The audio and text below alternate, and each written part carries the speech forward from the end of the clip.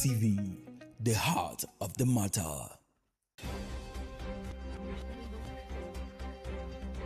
Wake up with us every morning. We'll bring you news at its peak. Accurate and factual report. Morning Dew, where every sunrise begins with inspiration and fresh perspectives. Hello there, good morning and welcome to Morning Dew on Dott Television. My name is Henry Uzo, and of course, we're going to take you through the headlines in the newspapers and of course, news update will come. I'm in the studio with Success Benjamin. Good morning, Henry. How are you doing today? I do very good. I'm in upbeat of spirit. And you? Awesomely well. All And right. you look so great this morning. Thank you. I like Your black suit. I like your orange and white. Hi, It's guys. so good. Welcome. All right. And Shine, we've got the top stories and headlines to kickstart your day. I am Success Benjamin. Your day just got brightened. And yes, we're going to take you through everything happening around the world this morning. Well, before we start, there's something I saw. It's not like prying into your news update, but it was wonderful. There's this woman in Jos who is a preacher. And though it was not still what she did, but that she was burnt alive. And are we still in this age? It's a terrible situation And anyway. a woman of that much. A woman for at that. She was, because she's late now. Yeah. She was a Muslim teacher. Okay. So an Islamic teacher anyway, and she was accused of kidnapping of children, Okay. and so yes, she was actually taken to the custody of the police, and we don't know what really happened. It's a pathetic story anyway. Really pathetic, because if an Islamic teacher is, though I saw somebody online who was saying that actually in the Islamic law, abduction or kidnap is punishable by death, some by imprisonment. It depends on the category. Well, when we come back, your need update will be able to update us and brief us on that. Well, we'll take a break. We'll be back for the papers. This is your station. This is Dott TV. Dott TV. Dott TV. Yeah. Dott TV. Yeah. Dott TV. Yeah. Dott TV.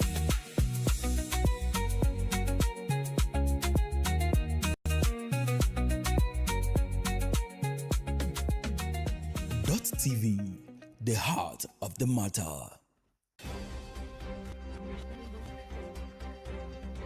Wake up with us every morning.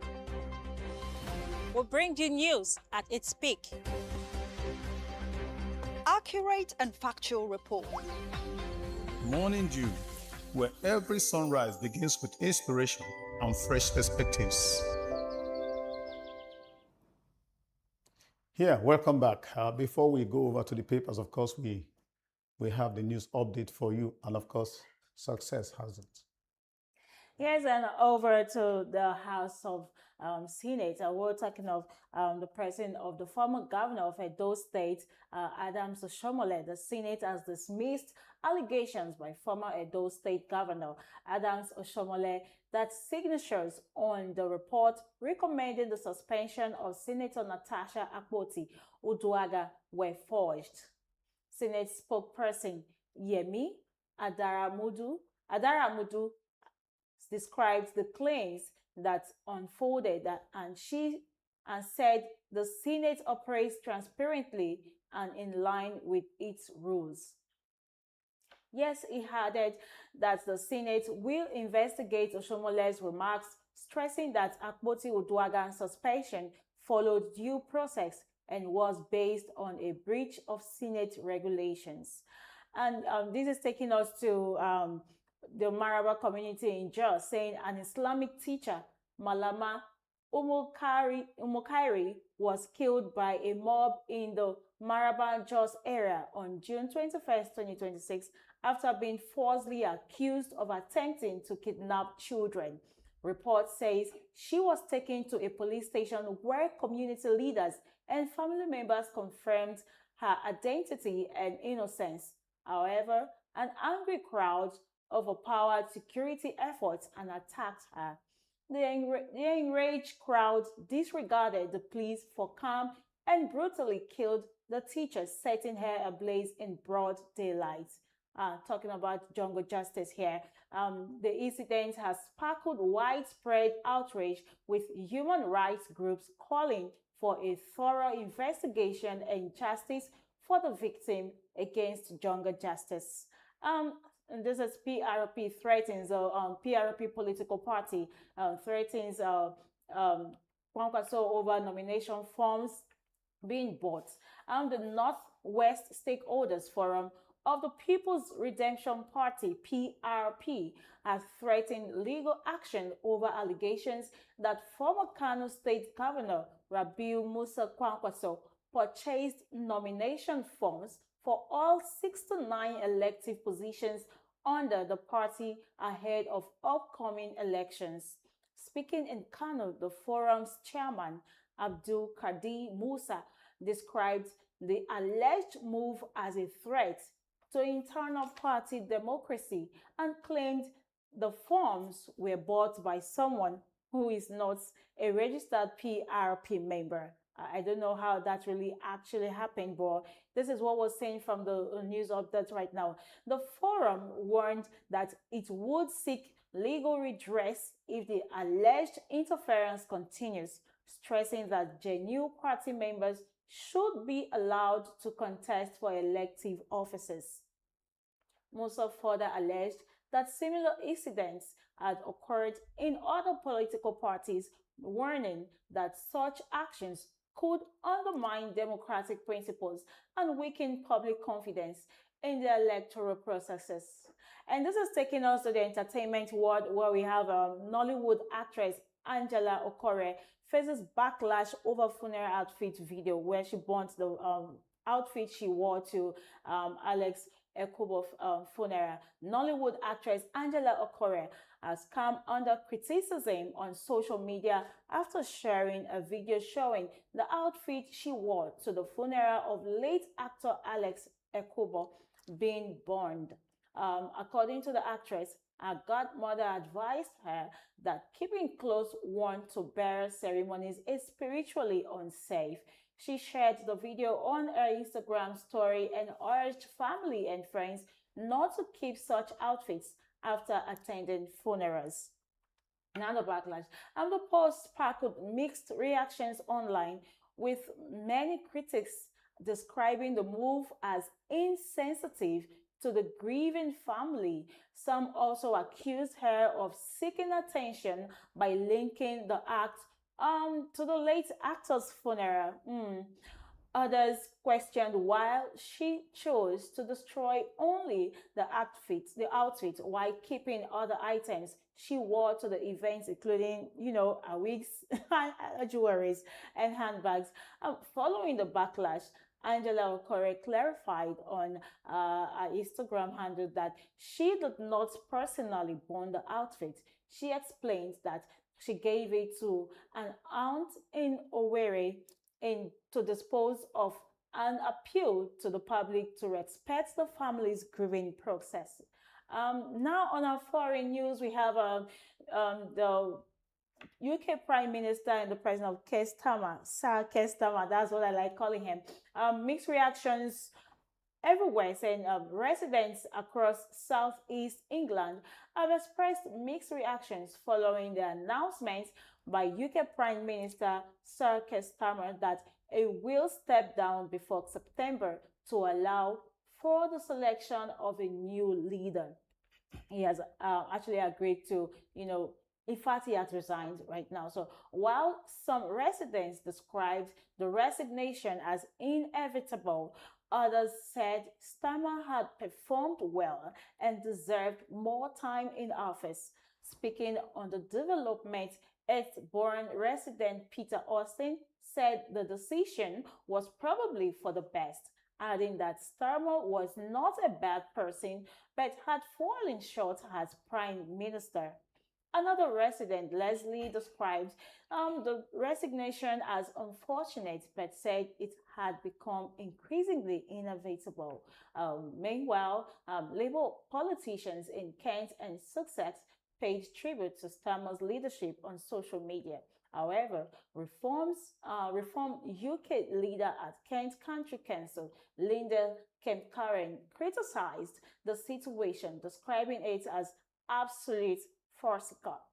Well, the announcement has sparked debate over the future direction of the country as attention turns to who will succeed Starmer. So they are actually looking at who is going to succeed Starmer. And that's all we have for the news updates on Morning Dew. Your day just got brightened. So, Uzo, All right. what do you think? Yeah, it's okay. It got brightened. I think the news we are having does not brighten the day. How do you So say? some presents, actually. At least we have updated them. Well, Yeah. that does it for news updates. We'll be back for paper review.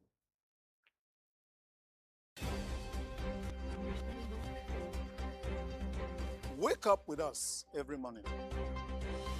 We'll bring you news at its peak. Accurate and factual report. Morning Dew, where every sunrise begins with inspiration and fresh perspectives. Anyway, you like that?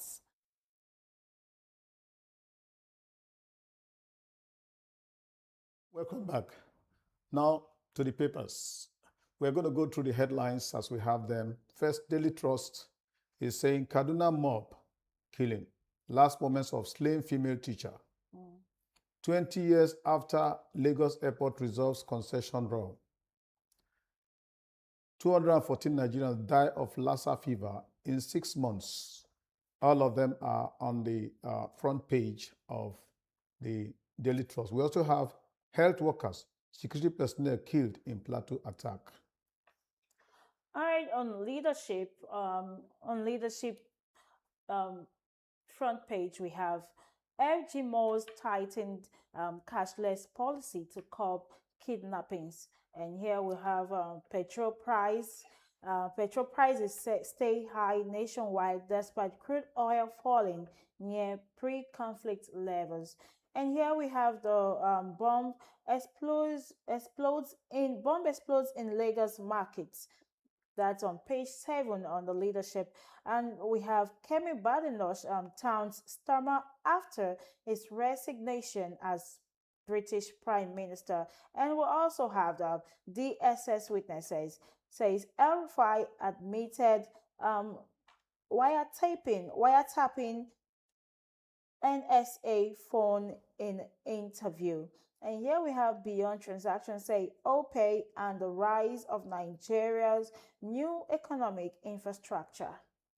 All right, on the Nigerian News Direct, we have INEC declare Oyebanji winner of Ekiti election. Governor emerges as Ekiti's first consecutive two-term governor. Tinubu congratulates Oyebanji, urges opposition to work with him. And of course, investment in capacity development remains key, NIMSA DG is saying. Of course, we still have Orida abduction, protesters in Ibadan again demand release of teachers, pupils. Catholic bishops lament their continued detention. All right, so go ahead. Yeah, still in the Nigerian Tribune front page, we have presidency to Obi says your call for Tinubu's resignation childish. And we have outrage in Osun as gunmen shot 14-year-old dead. And we also have gunmen kill pastor, 4 health workers, 16 others in Plateau State. FG orders crack down on hoarding, diversion in cooking gas to stabilize prices. And so we also have the Lassa fever death toll rises to 210 NCDC. Medical director dies in Benue.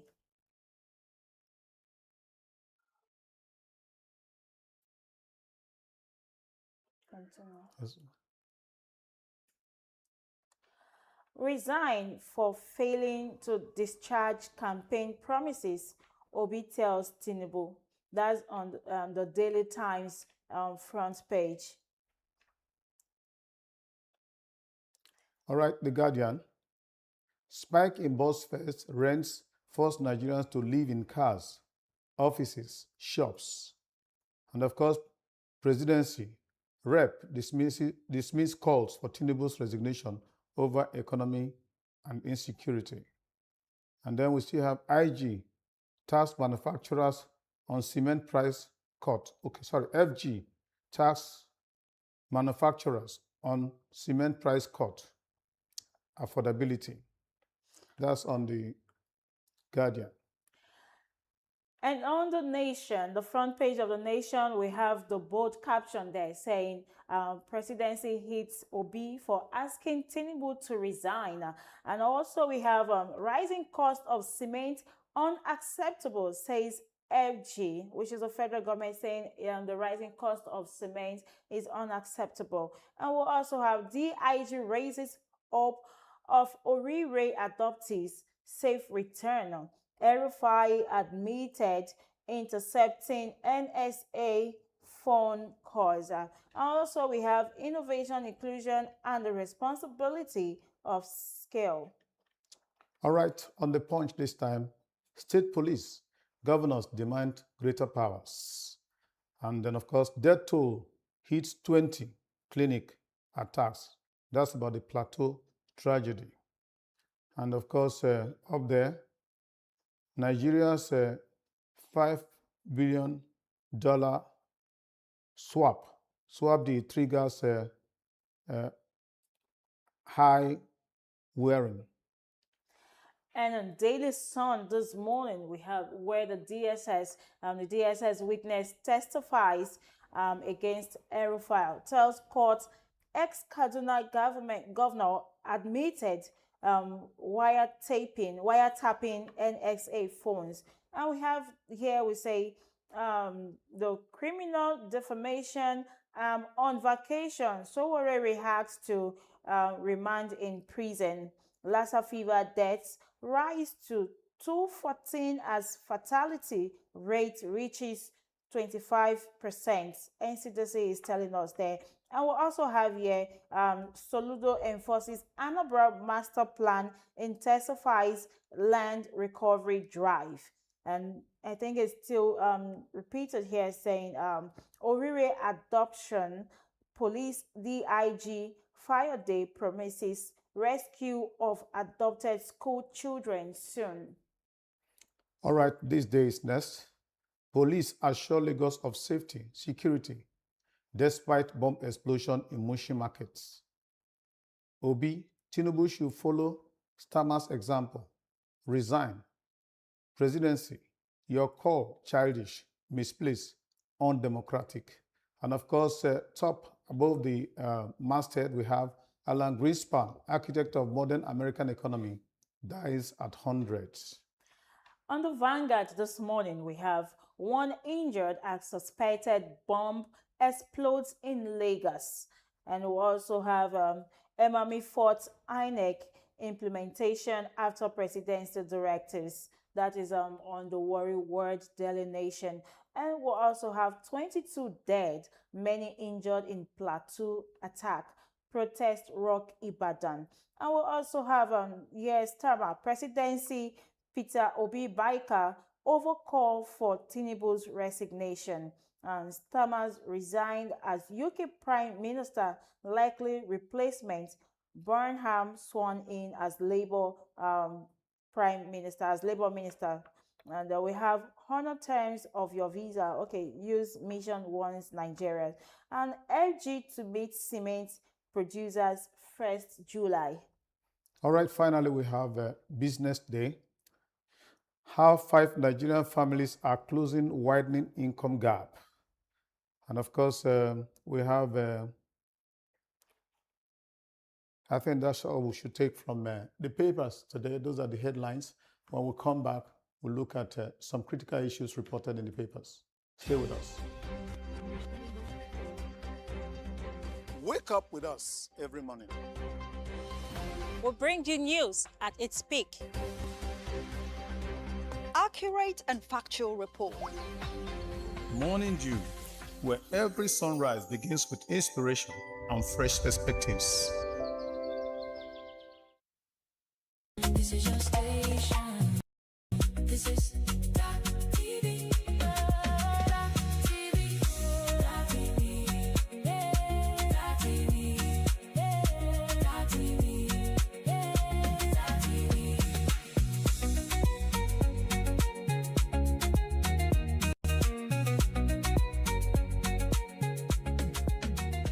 Dott TV, the heart of the matter. This is your station. This is Dot TV. Dot TV. Dot TV. Yeah. Dot TV. Yeah. Dot TV. Yeah.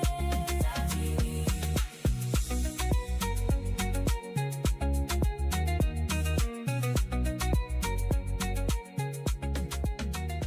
Dott TV, the heart of the matter.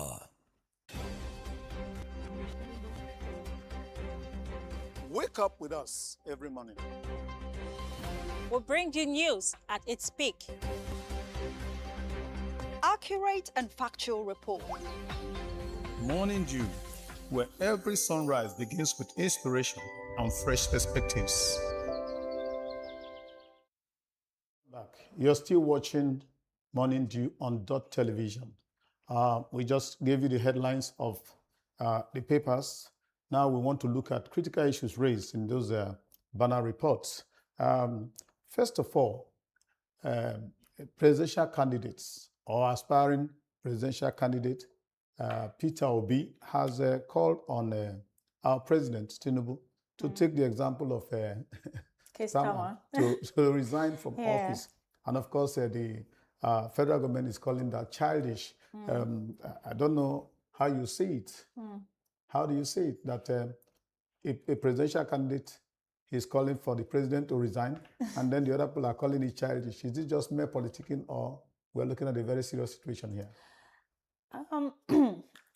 Should I say it is just a mere political issue, or it's a mere political strategy? Okay. I want to see it as a mere political strategy here, but yours truly, it's enough. Not just for a running a presidential candidate, but also as for the citizens to really ask for the resignation of the president. Okay. Yeah, because the country is not going in the direction that we Were promised. were promised in his mandate. Okay. All right. So now we have insecurity everywhere. We have inflation everywhere that families cannot even feed properly. People cannot walk freely. I don't Well, know if you let understand. me where come this from is this angle. going You to. know, in this our climb, of course, in other places, it's easy for anybody to call on the president to resign. Ordinary protests can make a president resign. Yeah, a but sitting you governor know, resign. protests have been going on and all that. Yeah. We don't. It's not in our culture to resign from office in this place. So for Obi to tell him to resign is like importing alien culture to Nigeria. You know, you're just saying it. Don't you think so? Or do you think if that is not doable, so where is democracy? Well, every clan have their own democracy, if you ask me, because the way you practice it here, we had somebody who told us that in Nigeria, democracy is about we don't give up. We want to keep holding on to power. But in other places, when people see that from the mind and from the eye of the people, they are not performing, some people willingly resign. Some people are pressured to resign. But here, whether you pressure or not, you will always get a counter. And you will always have people there who is will no tell you, longer impeachment. there is impeachment. The clauses are there, but the point is it depends on your strength to lobby. To impeach a president, for instance, you need to lobby. What I Okay. mean by lobby, by all means, you convince other people to be able to get the two-thirds the majority required to effect the impeachment. But you know that right here, like the politician told us, you want to stay on, you want to keeping on. Well, whatever it is, I think the bottom line is that people are still drawing the attention of Mr. President to the issue of insecurity. Exactly. That brings us to the next thing we want to talk about. Exactly. There was an attack on Plateau State. And of course, 20 people are recorded dead now. A clinic was attacked. Yes. Now, these things, they have become everyday thing. How do you respond to that? It's this is should I say is the same feelings Okay. because it's the abnormal Mm. becoming the normal. Mm. So every day we wake up in this country, And hear news of insecurity. hear one particular news of insecurity. So it is now a daily routine. Mm. And God forbid it shouldn't be a daily routine for us. No. But right now it's like a daily routine that yes, we are now accepting it in good faith that something will definitely happen. In the case of insecurity, that we are no longer secured in this country. We are no longer safe in this country. And what is the federal government doing? Yes, they pass a bill for state policing. We have the American also. But what is going on? We are still hearing of cases of insecurity happening every day. Every day it is taking a different turn. So what is actually going on? What is happening? What is the federal government doing to actually curb this situation we are right now? Well, our portion is always to ask questions. We'll always look to government and the security agencies.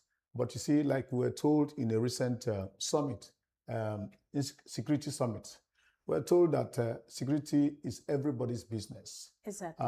If you have criminals, they are living in people's houses, they are buying things from people. So they say, see something, Say something. Now let's not keep calling on government. Let everybody be vigilant. Let us all, because now it's like the society has been infested with people who have criminal mind, who have violent mind. And that's the only way, because if we keep calling on government, it's obvious that the situation has become overwhelming for them, for the security agencies. We only pray that God gives us a leeway to handle this matter and then touches the heart of those wicked people who do not blink an eye before they take life. So much on this security, because talking about it every day is getting somebody tired. But how did we get here? How did we get to this stage? The story is convoluted. Why I say so is that let's take a simple example of the ordinary politician. The ordinary politician, as we know it in Nigeria, always resort to all these violent people. Some of them import guns, allegedly, and give to hoodlums, give to all manner of miscreants to act during campaign. And then when they have used them to intimidate people and eventually get elected, they don't disarm them. And then they disconnect from them. I am just being hypothetical. So because of that, you find people who felt they have worked for a principal, a political principal. And now he's in office, he's enjoying, he's not saying. And so, they are abandoned. But now we have our guns. So whatever we can do to help ourselves, that's what is increasing. As we speak now, I believe there are so many guns in the hands of private people, which is not safe. That's how we got here. If you ask me, even as I am now, thinking of how to take care of my family, how do I go and price a gun? What am I doing with it?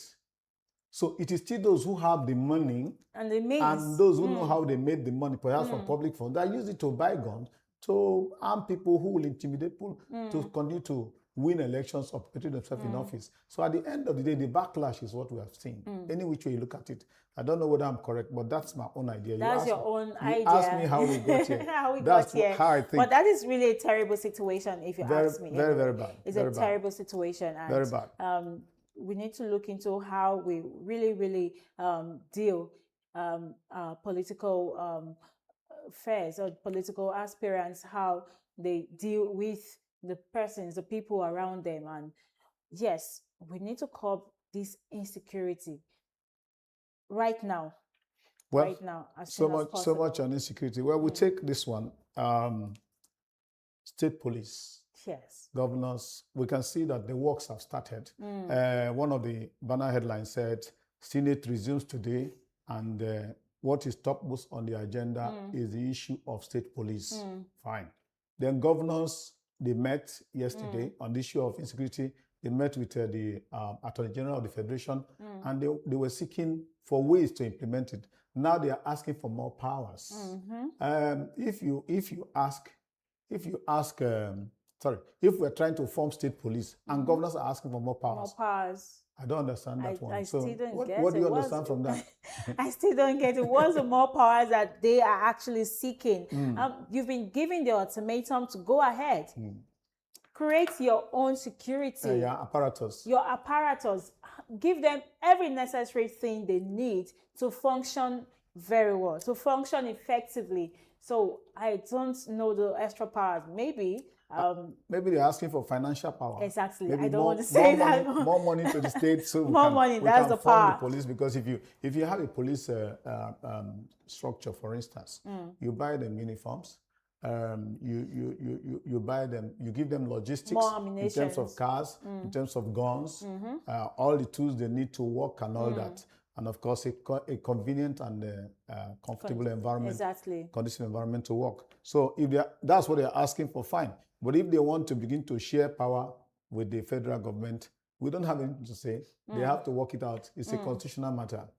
All right. Well, I also think before you, assign persons to go and secure or do the job of this security thing, you have to also put them in a very conducive environment. Okay. Make them feel comfortable. All right. Make them know that yes, you are going, your family is safe, everything you need is provided. At least a sign of encouragement. What do you think? Yeah, that should be done for anybody. Of course, for every engagement or every employment, there's condition of service. And those who are coming in, they know what they are coming in for. Of course, if you are signing for security, you know what is involved. And we hope that it will carry through, actually, because what we have as our police force with the national structure is far, far inadequate. And so if we have state police, I believe that will go a long way to creating more manpower in that sector. Well, we'll go on a short break. We'll be back to continue with analysis of the headlines in the papers. Stay with us. Wake up with us every morning. We'll bring you news at its peak. Accurate and factual report. Morning Dew, where every sunrise begins with inspiration and fresh perspectives. This is your station. This is Dott TV. Dott TV. Dott TV. Yeah. Dott TV. Yeah. Dott TV. Yeah. Dott TV.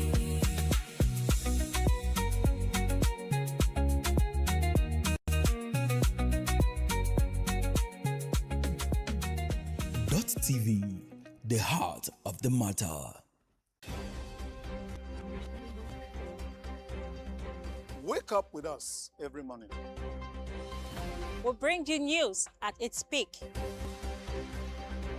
Accurate and factual report. Morning Dew, where every sunrise begins with inspiration and fresh perspectives. Yeah, welcome back. Thank you always for staying with us on Morning Dew. We are analyzing the headlines in the papers. A few issues have been discussed. Now we're looking at the price of cement. Naturally, that's one area that Nigerians have been having issues, and people are saying, of course, the authorities are saying that there's no reason for price of cement to be that high. That high. At the last check, cement was about 12,500 on the average. I don't know whether it has gone beyond that. But whatever it is, housing is a challenge. Housing is a problem to Nigerians. As we speak, we have a situation where somebody who is earning 120,000 is made to pay 1.2 million for housing in a year. That's almost about what he's earning in principle. Now the question is, when you ask the landlord will tell you, oh, it's the high cost of building materials. Now, calling for the thing to be cut down, is it just to call, or something has to be done? Success. The federal government really has to do something here, because it is, though we already know about the inflation in the country, and everything is skyrocketing. Yeah. So if the producers of the cement company decides to increase the price of their products based on how they are producing. based on how they produced, So what do you have to say about that? Yes, this is where the federal government has to come in as well, and make life easy for the citizens. Yes, it's always about the people because, I just painted a picture now where, for instance, your salary is 120,000. Sorry, I'm using that hypothetically. That's the Yeah. average salary of civil servant, minimum wage notwithstanding. And then you are to pay for a flat, maybe 2-bedroom flat, you are paying 1.2. That's just almost all what you are earning, and it's because of housing. And some of the time, these houses have been built 15 years ago, 20 years ago. We had an understanding where if you're entering into a house and the house is not in good shape, the landlord has to tidy up the house before you come in. Or they will tell you, do that and we subtract from your rent. But these days, nothing like that. Once the structure is there, whether everything inside is damaged, it needs repenting, the It's landlord your does not, business. you have to do that because now you are desperate. Now, can't we mitigate this thing? Can't it be done in such a way where government can calibrate and say a house that is built over a period should not cost up to this, a house that is built now? And then, of course, in those days, we used to have what we call a price control board. In those days, when they advertise goods, they put the price. This like toothpaste, that this toothpaste sells for 1 naira 20 kobo. These days, they don't put price when they advertise. And it gives room for all manner of people to. So where are we? Issue of housing. Well, talking about the issue of housing and the high cost of cement in the country right now. So, because housing has become very expensive. It is. So, it is what I see there is not just the purchase of cement. Okay. There are other things. Yes. Down the line, you have rocks, you have sand, you have the granite, you have the roofing sheets, you have paint. I agree, So but what all I'm this saying, put together, in a holistic manner, is it not possible to sit down and look at how these things, we can intervene in these things, regulate it, so that at the end of the day, housing can become affordable for Nigerians? That's what we're looking at. Yeah, the prices of these things are actually not regulated. So you can buy in a lower price, I can buy at a higher price. So it depends on where you're buying depends on where you're buying from, depends whom you're buying from, depends on the market as well. These inequalities or irregularities are the things that I am very concerned about, because truly, like you said, though it's in every society, where you buy your things matter because of this class consciousness. In other climes, you can go into a supermarket that has a name, I don't want to call any name, and you buy a shirt for X amount of naira or pounds that is high. Then the same shirt, the same specification from the same, you can get it in the open market for a price that is high, very far lower. That's the expression. Far lower than what you buy. And the only thing is that the supermarket will now put their own badge on the shirt to show that I bought it from that. I bought it from here. So that gives you class. And also, when you're buying designers, like they also have the brands, the different brands of collections on those items. I'm going into a supermarket to buy, because you believe I'm getting from this place, I'm getting original, so you should be ready to pay for original. I think it's only Nigeria here that we have what we call imitated and original, because right there, for instance, you are looking at a brand, the brand produces and sends off to the market. Now, it is the one that these big supermarkets that have name collect, that they put their badge again on top of. If not, it's the same shirt, it's the same product. It's same, but I also want to disagree with you, because yes, this branded items. Yes, we have the imitation ones of them, because not every of them, because I can't be wearing Versace and I see a truck pusher wearing Versace and you say he bought the original as well. So okay. I know. I know where you're coming from. You understand assure you that can only happen in Nigeria. In over there, Versace is Versace, whether it's worn by a truck pusher or a conductor. Well, actually, we're talking about housing. Something needs to be done, because not only are we having many people dwelling in the urban areas because of civilization, as it were, even those in the villages. I noticed that these things, they have a way of trickling to the village. The other day I went to my village and they were telling me that a piece of land is selling. I said, for what? Who will come and buy land? They say, Oh, brother, don't say that all these boys, they come or they buy land, some are buying and keeping for the future. exactly. I say, So even in the villages, life is expensive and it's difficult to understand. So let's see what we can do to make housing affordable for the average Nigerian. We keep using that. Now, that takes us to this one, that because of high cost of housing, people are now living in buses, Wow. in their cars, and in parks. That one is serious. It's How a can serious How one. can somebody live in his car or in his bus? That Is is it- even is it that is even convenient? better. That is even reasonable for someone to live inside his or our own car. But living in the public buses, I can't really say, but it has really traced down to the economy, the effects of the economy on these citizens.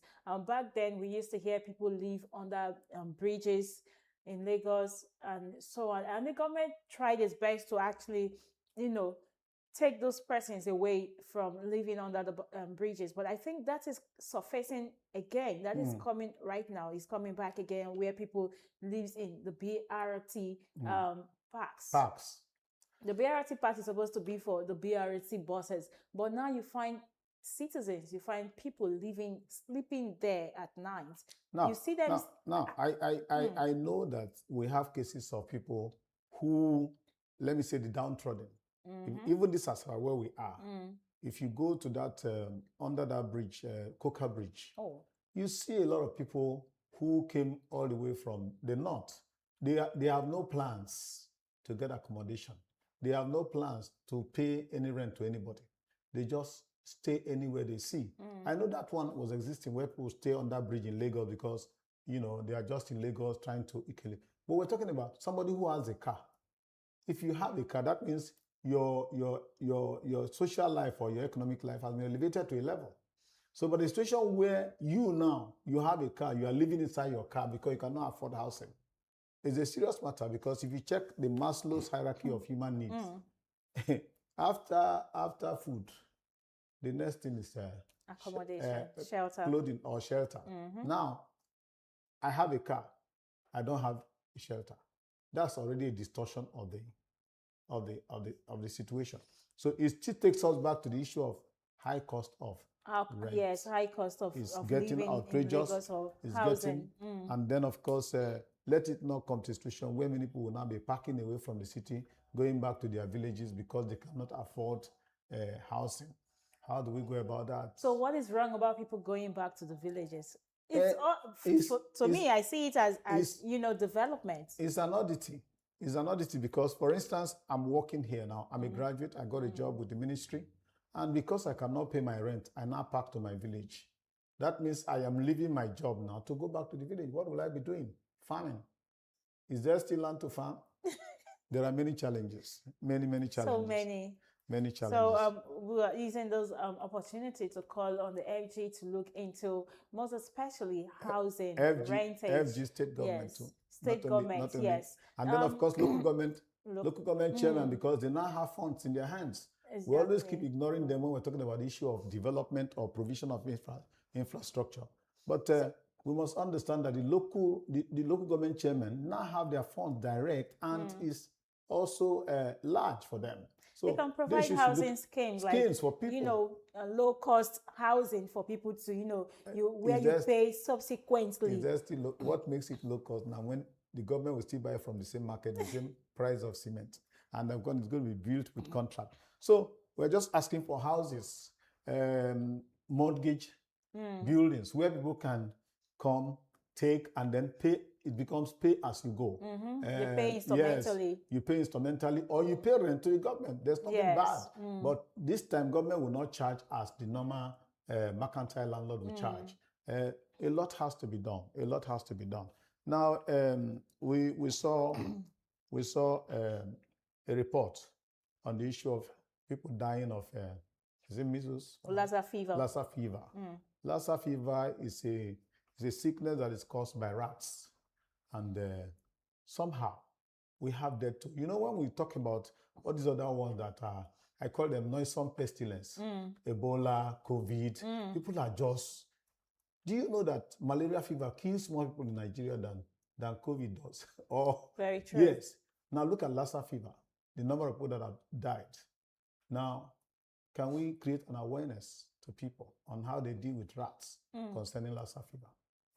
Is it how they deal with rats or how they do with their environment? Yeah. How to, keep their environment clean and neat.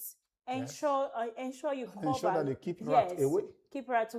You have to keep your environment clean first. and healthy to keep rats away. Yeah. But notwithstanding, there are some rats that like both Clean the environment. clean environment. There's one we call Belgium rats. The one that get. come with imported goods. It's usually very small. Very small. The rat trap does not kill. He knows how to jump. He knows when to jump. He knows when to come. He knows what to eat. So please, what do we do? What do we do when we're faced with such situations? So you ensure you keep your seedlings, your foods properly covered. That's Yes. right. Keep them properly Your covered. water properly Whatever covered you as know, well. eat. Whatever you know, make sure that they are not available to rats to infiltrate and touch. So that, that's the much we can take from the papers. For today, we will go on a break. When we come back, we'll continue with Morning Dew. Wake up with us every morning. We'll bring you news at its peak. Accurate and factual report. Morning Dew, where every sunrise begins with inspiration and fresh perspectives.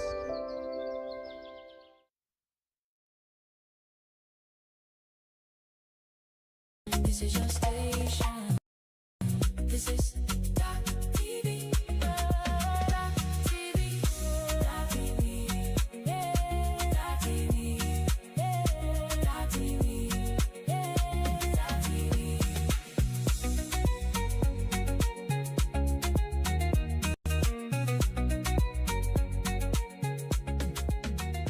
Dott TV, the heart of the matter.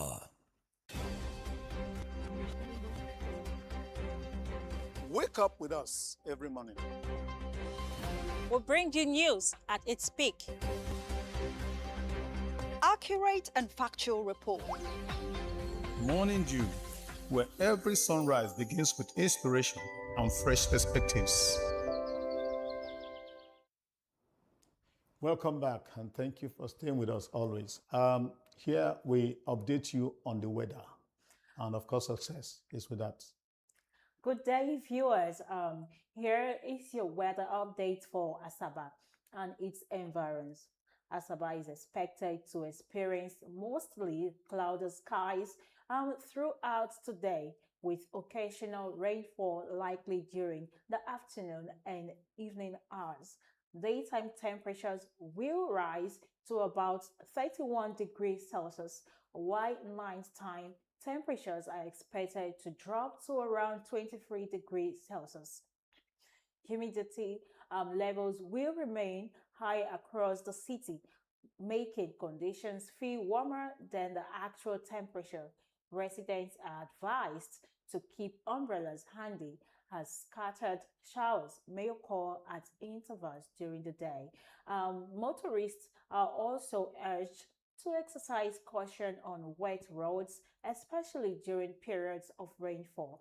To ensure safe travel, light and comfortable clothing is recommended due to the warm and humid conditions. That's the weather outlook for Asaba today. Stay safe, stay informed, and have a productive day. What do you have? Wake up with us every morning. We'll bring you news at its peak. Accurate and factual report.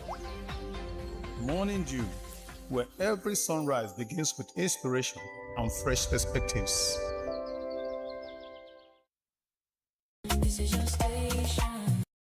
This is Dott TV. Dott TV. Dott TV. Yeah. Dott TV. Yeah. Dott TV. Yeah. Dott TV.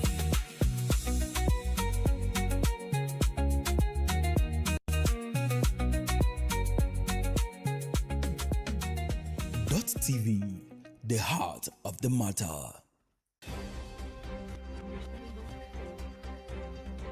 Wake up with us every morning.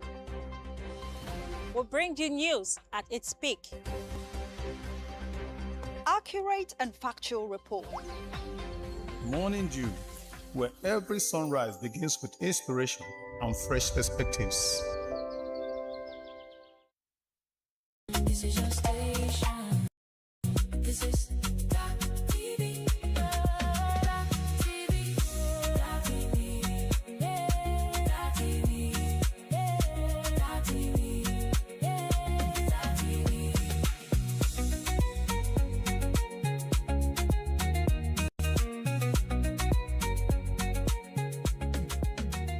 Dott TV, the heart of the matter. Wake up with us every morning. We'll bring you news at its peak. Accurate and factual report.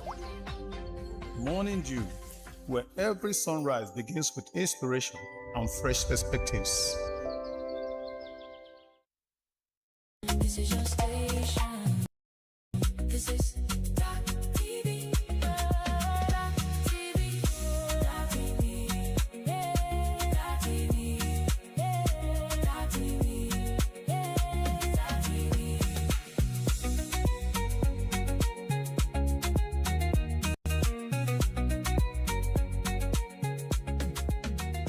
Dott TV, the heart of the matter. Wake up with us every morning. We'll bring you news at its peak. Accurate and factual report.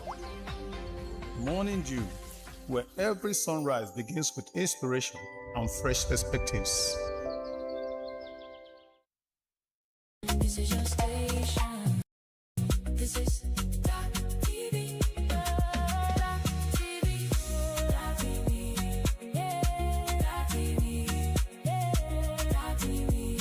Yeah, Dott TV.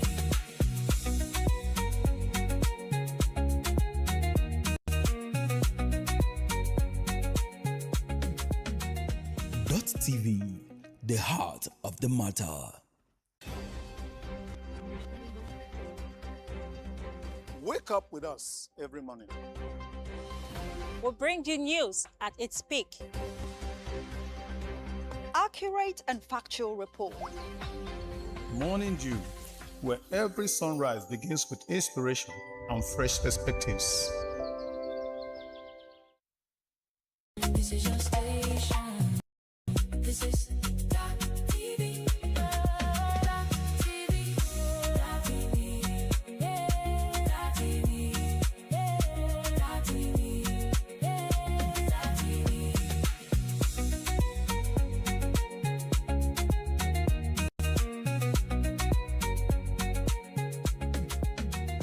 Dott TV, the heart of the matter.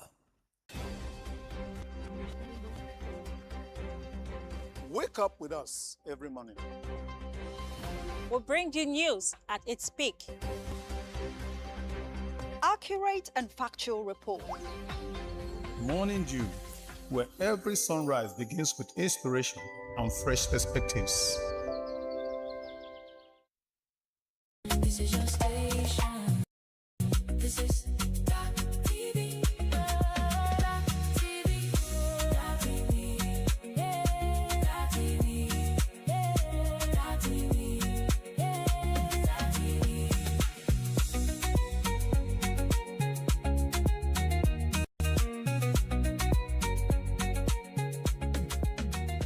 Dott TV, the heart of the matter.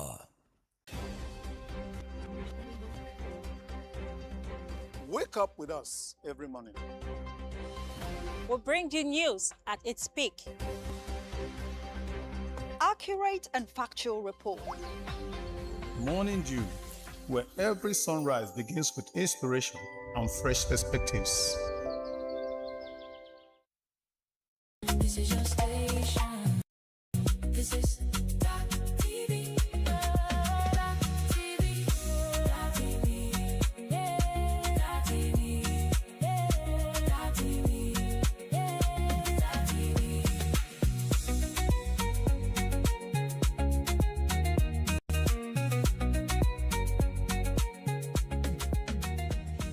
TV, the heart of the matter. Wake up with us every morning. We'll bring you news at its peak. Accurate and factual report. Morning Dew, where every sunrise begins with inspiration and fresh perspectives. This is your station. This is Dott TV. Dott TV. Dott TV. Yeah. Dott TV. Yeah. Dott TV. Yeah. Dott TV.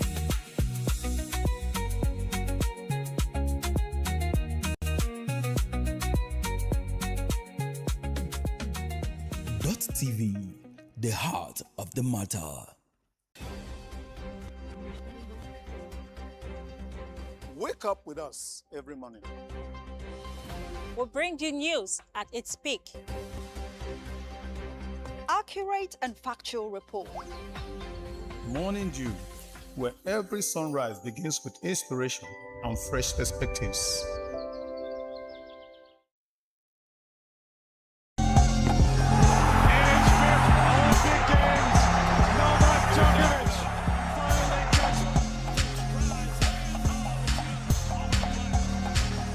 Amazon from Harrison. That is a massive world record. Martinelli goes, boys, out of his goal. Martinelli. This will be 3 for Arsenal.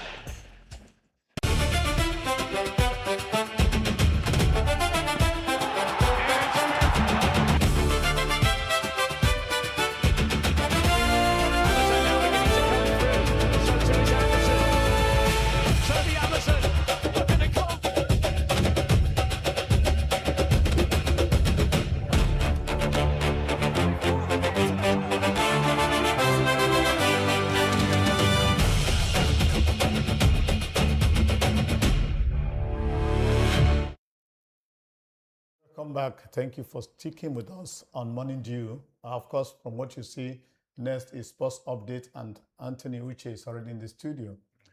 My pleasure to be here. How are Thank you for now? having me. Very well. All right, what do you have for us? Well, majorly, of course, as everybody, even somebody under the cape, we know right now there is a World Cup going on, and all over the world it's been gathering the attention of everybody. And yesterday was nonetheless, it was not different because we saw 4 games as well from yesterday night to early hours of this morning.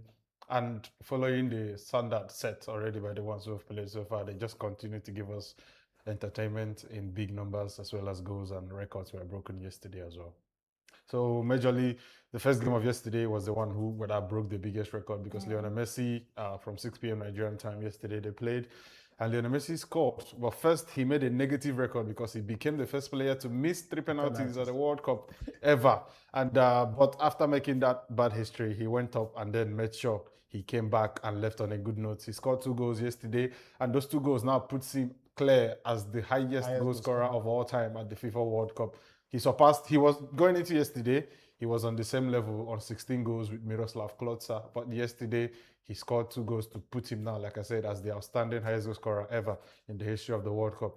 And that goal also means that he will be 39 he will be 39 tomorrow, and that perhaps is the best pre-birthday present he could ever wish for, to take his darling Argentina also into the round of 32, because with 6 points, They already qualified. yeah, they already qualified for the next round. So, and then of course the second game was the game, perhaps the longest ever game at a World Cup, because that game spanned over 3 hours and 37 minutes. Because Well, a of- lot of people will be because of weather saying, issues. yes, somebody will be saying, why does a football game get to 3 hours? Well, halftime alone was 2 hours long because for inclement weather and danger of thunderstorm, they were told to stay in the dressing room for as long as it was clear and safe to come out. And by the time they eventually returned, it was an hour, it was 2 hours and 10 minutes late.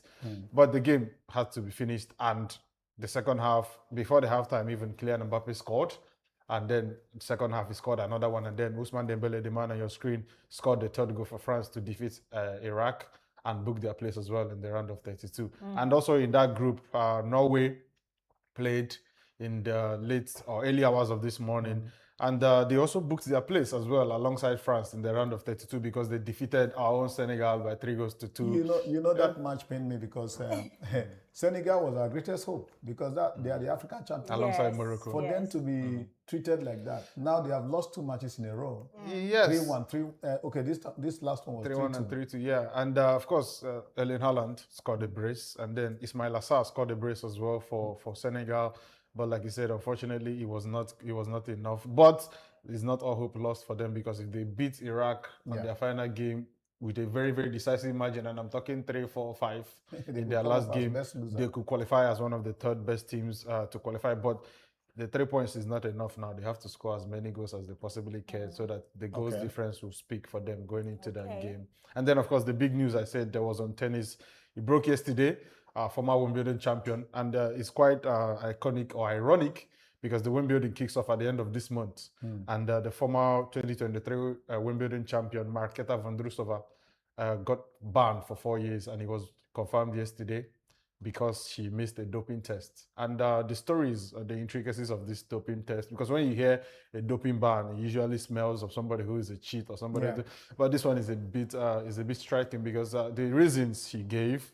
So usually in the world of sports, basically tennis, the doping test, you were not informed. So in football, you could be training and then doping agencies will arrive at the training ground and request for your blood samples, request for urine samples to test you. But in tennis, you are required, the WTA is for the women's and then the ATP is for the men's. So for the WTA and the ATP, you are required at all times of the year. If you're on tour, if you're on vacation, whatever you are in the world, you give your location and your destination to the ATP organizers or the doping organizers. They can turn up anywhere at any time to take a doping test on you. So Marketa Vondrousova, around December 2025, December last year, she was accosted at her apartment for a doping test. She declined. I said they didn't follow protocol because she was scared of somebody showing up on her door and then requesting for sample, and she declined ultimately and signed a decline. But I think it's a personal right to decline to such a show. If you are registered, or not informed at all. No, but that's the way it's always been. You get tested anytime, anywhere. Some of them get tested on the beach with their family members having a good time. Wow. You get tested anywhere, anytime, because it is what you sign up for to register as an ATP member or a WTA member. So the organization does some other things for you, like protect your rights, make sure you get paid when you should pay. They're just basically a union of players. So if you sign up to be part of that union, you also sign up for some of these disadvantages that comes with signing for the union. And for Vondrousova, she, like I said, declined the test, signed the form that shows that she declined the test ultimately.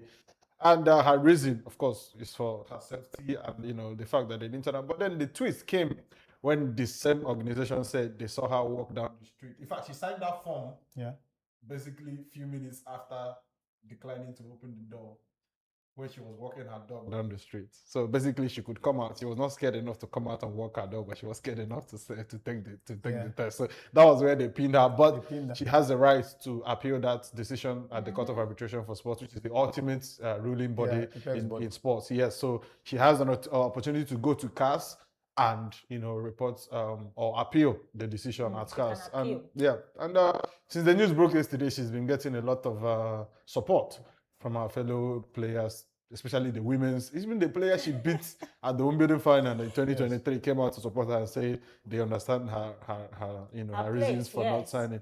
I understand her reasons for not signing, but you signed up for that. But that's good. You understand the reasons. You say you understand. What do you understand about her reason for not signing? She could say, she could say that she was scared of being of anything really, and the fact that they show up anytime, anywhere is not particularly it doesn't sit well with me, but I understand it because if you tell somebody you are coming to, they could flush whatever it is out of their system, and by then they have already gotten the advantage of playing. But I have this suggestion to make: why not you test them after the games? Okay. So if somebody plays immediately before games. No, you can. They could say you distract them. Okay. So you just give them the opportunity to go play. when Just they the way it's done in football as well. Okay. It's not only in the training ground. In football, you can also get tested just immediately after the game. Some people walk into your dressing room and they call for. If you had such a good performance, if you played really well, and maybe you are the kind of player that plays like he has 3 longs or 4 longs, Yes. and you are running like a madman, even when it's 90 minutes. The types of Yes, they call you out. Yes, N'Golo they call Kante. you out and say this is not normal. They take Yes. your They blood want to sample. know So the reason for the why you are strength. so strong and for 90 minutes you're running like if somebody's chasing you. So it happens usually in football. You just storm your dressing room, take samples of players who they think behave superhumanly. So that could also be applied to tennis. Test them immediately after games. Don't infringe on people's rights to have a good time. But like I said, you read all of these terms and conditions and you signed up to it. So Vondrousova only has herself to blame, and hopefully her case gets sorted out in casting, because if not, she will only return to the sport in 2030. That's a long time. Okay, before we let you go, I'm concerned about the performance of the African teams in the World Cup. How do you see us now? Talking about African teams, because Pelé had predicted that at the turn of the century, at the millennium, that an African country will win the World Cup.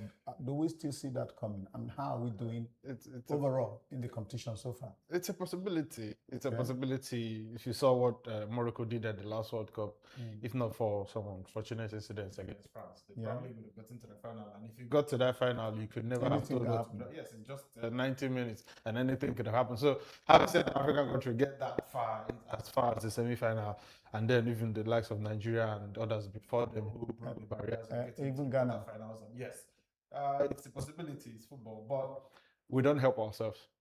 Okay, how do you mean? Ghana will play England today. They'll be coached by Portuguese Carlos Queiroz.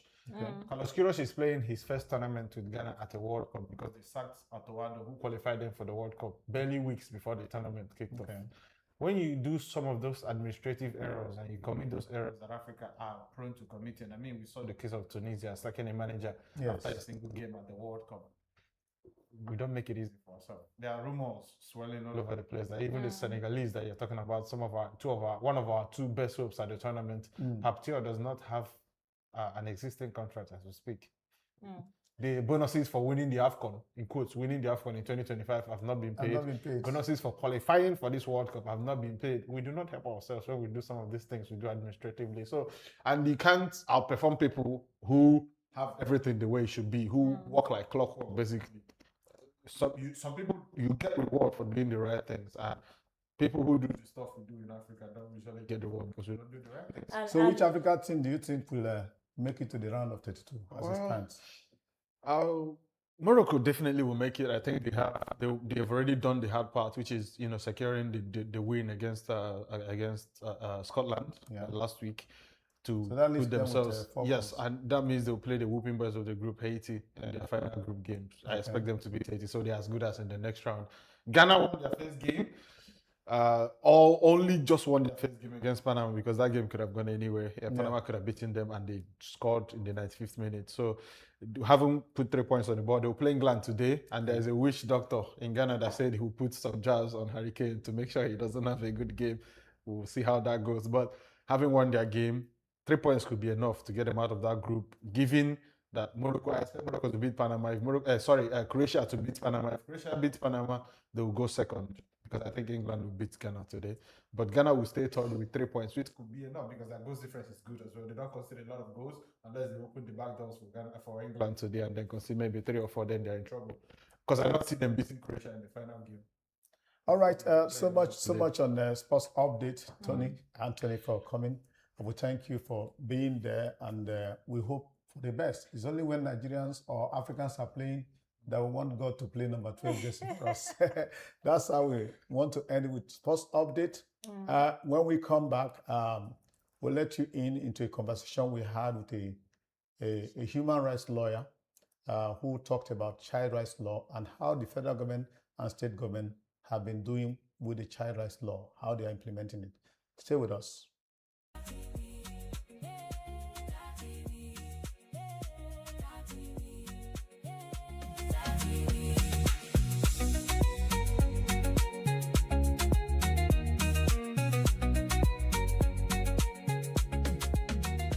Dott TV, the heart of the matter.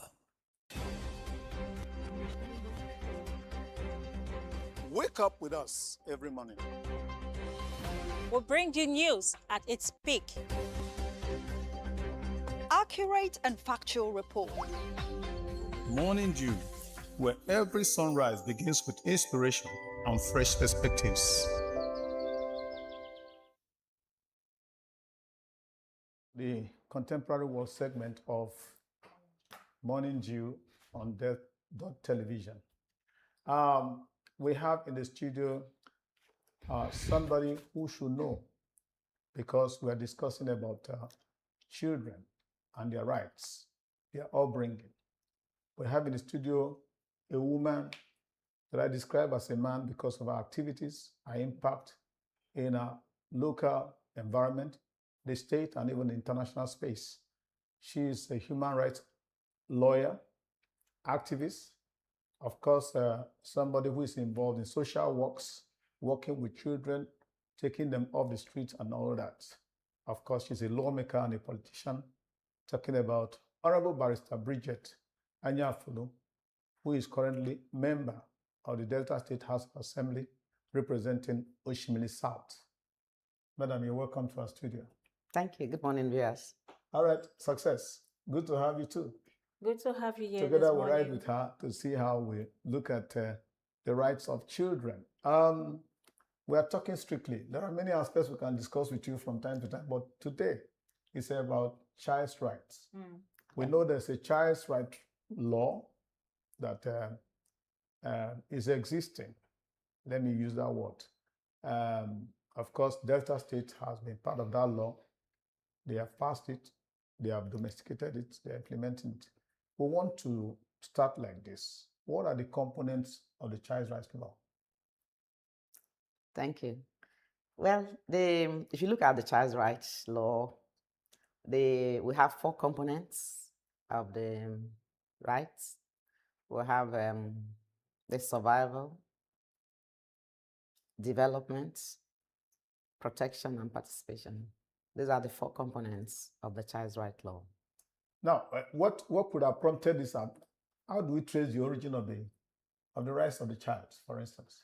The issue is that the rights of everyone, not just the child, arising from the World War, at the end of the Second World War, it became very obvious to the League of Nations. They came and formed the League of Nations, about 54 of them.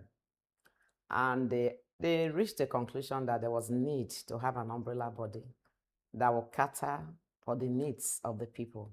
And there was need for them to have a right that would protect the people. And then that became the universal, the UDHR, which was, it came into law in 1948. So many people died, and it was obvious that it's important that the rights of everyone is protected. But following from there, so many conventions and treaties that concerns the rights of the people, which was not specific at all for the children. And then over the years, in 1989, it became very obvious at the United Nations level that there was need for specific rights to protect the children. And so that's Convention on the Rights of Children was adopted in November, on the 20th of November, 1989. And you know that when declarations are made and there are conventions at the UN level, because of the fact that we have Committee of Nations, about 195 Committee of Nations, it will only be implemented when these states, at the United Nations level, you call the nation state, they are states. So when these countries come back to their various countries, there was need for them to make those conventions into law at the national levels act. So in 1993, 2003, 2003. 2003, the Nigerian government, through the National Assembly, enacted the Child Rights Act, and will now narrow it to Delta State in 2008. Delta State also domesticated that Child Rights Act, and it was gazetted in 2009 to become law in Delta State, the law that protects the child. Ma, can you tell us the basic rights that every child should enjoy, and how are Nigerian parents aware of the rights of the child? The purpose of the law in the first place is to protect the well-being of the child. If you look at the Delta State Child's Rights Law, which is right now under an amendment process in the House of Assembly, there are two basic things. The sections, well, part 1 tells us who the child is, that a child is any person under the age of 18. And in our conversation some time ago, I told them that even when that person is 17 years, 11 months and 29 days, that person is still a child. Until that person becomes 18 years, then you can now look aside. So now this law basically is to look at the welfare of the children. The part 2 of the law, the Child's Rights Law in Delta State, tells us that the interest of the child must be considered at all times. Very paramount. So in all circumstances, only the interest of the child will count first in all that we do. And that addresses the issue of welfare, the issue of education. At the international level, we'll have about 54 articles. These 54 articles, from Article 1 to 41, talks about all the rights. The same thing you have in Delta State, and of course at the national level. That's almost all the sections talk about the rights of the child, while the child must have a name.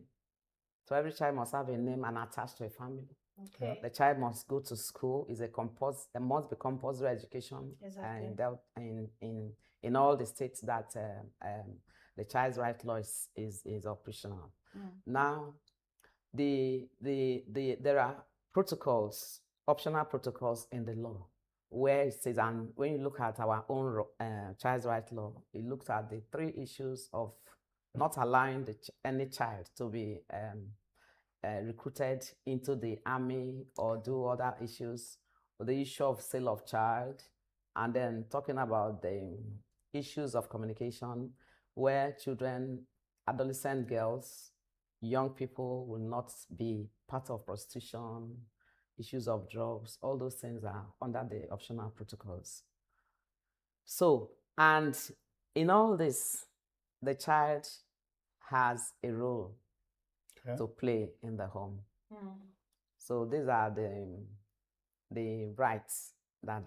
All right, before we advance into other areas of catering for the child or implementing child, you said the law is undergoing amendment in the Delta State. Yes. Which are the areas that are being you have the issue of adoption, and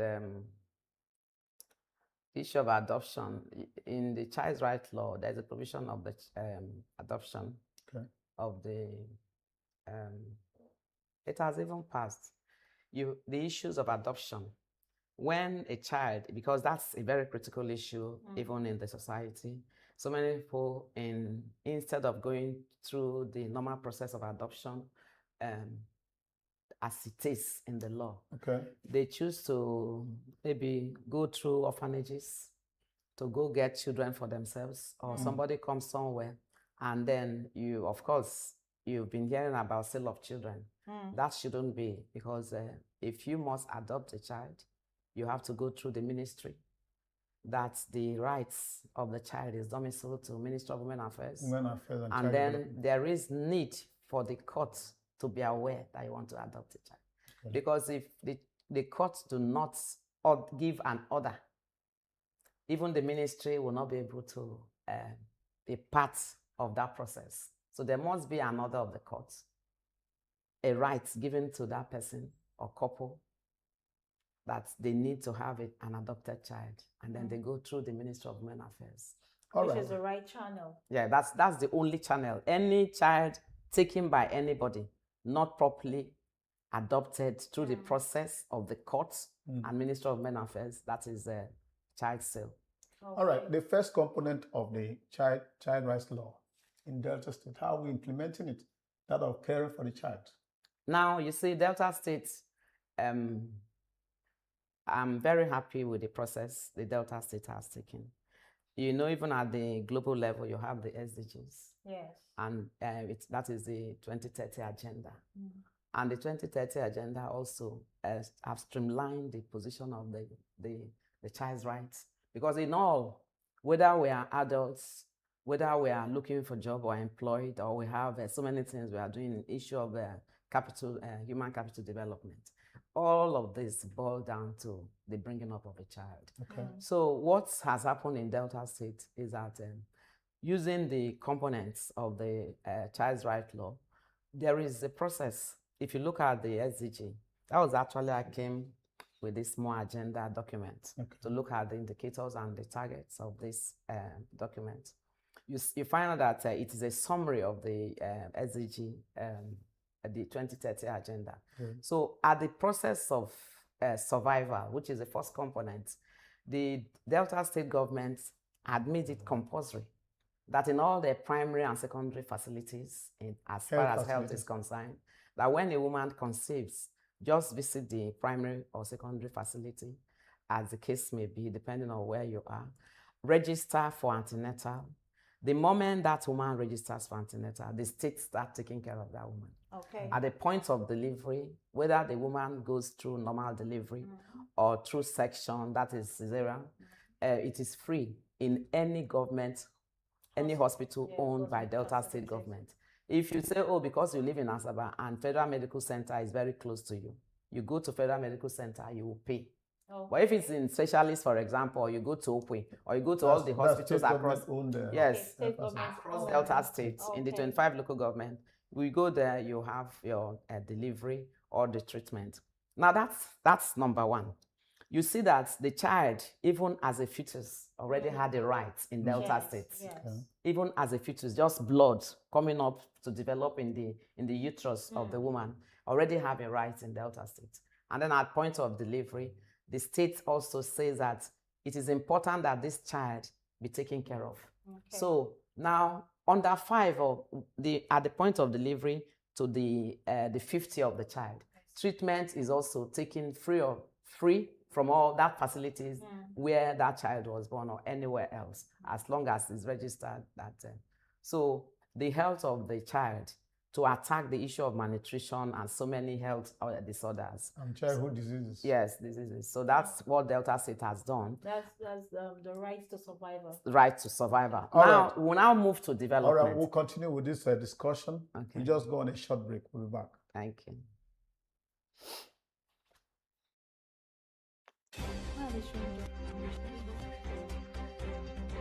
Wake up with us every morning.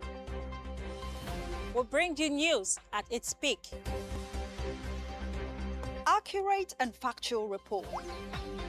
Morning Dew, where every sunrise begins with inspiration and fresh perspectives. This is your station.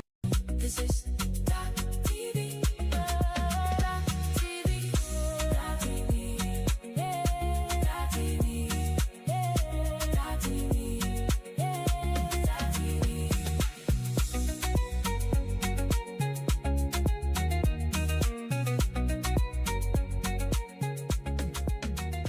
Dott TV, the heart of the matter.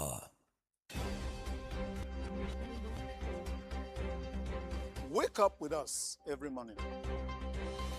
We'll bring you news at its peak. Accurate and factual report. Morning Dew, where every sunrise begins with inspiration and fresh perspectives. This is your station. This is Dott TV. Dott TV. Dott TV. Yeah. Dott TV. Yeah. Dott TV.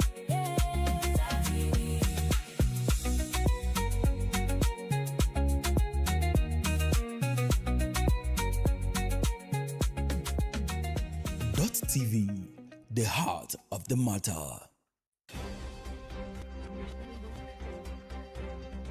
Wake up with us every morning. We'll bring you news at its peak. Accurate and factual report. Morning Dew, where every sunrise begins with inspiration and fresh perspectives. This is your station. This is Dott TV. Dott TV. Dott TV. Yeah. Dott TV. Yeah. Dott TV. Yeah. Dott TV.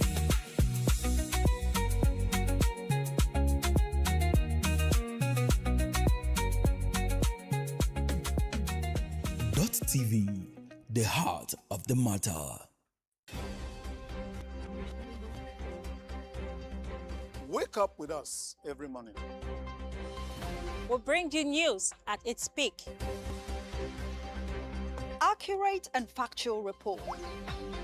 Morning Dew, where every sunrise begins with inspiration and fresh perspectives. This is your station. This is Dott TV. Dott TV. Dott TV. Yeah. Dott TV. Yeah. Dott TV. Yeah. Dott TV.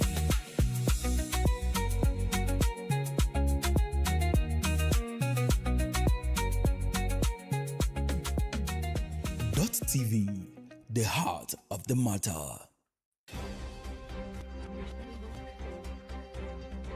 Wake up with us every morning. We'll bring you news at its peak. Accurate and factual report. Morning Dew, where every sunrise begins with inspiration and fresh perspectives. Yeah, you're welcome back. Parent. And we'll continue with our conversation on the child's rights law. We are with somebody who should know, a barrister, and of course, an honorable member in the State House of Assembly, a human rights activist and worker. We are looking at the second component of the child rights Development. law, which is development. Yes. What are the components? What are we looking at when Now, we say in development, you find out that when the child has survived, first, you know that the first 10 years of every child is very critical. Yes. And the first 5 years of every child, as far as health is concerned, is very critical for the state. And so the states have taken care of the survival component. The development component, we have today in Delta State over 1,300 primary schools. We have more than 487 secondary schools. Of course, you know that we have 4 owned university by the state, and Polytechnic and the College of Education. Now, what the state has done is that because the law provides that there must be compulsory education, the child starts from primary school, whether nursery or whatever. As far as it is a school owned by Delta State, that child is not to pay any fee because the state has subsidized, is taking care of that. So from primary to secondary school, the child will have to go to school, and Delta State government will take care of the child at any given point as far as education is concerned. What does the state do? The state has provided the infrastructure, the school, that it made sure that there are teachers who head the schools and teachers who teach the children to mind the children.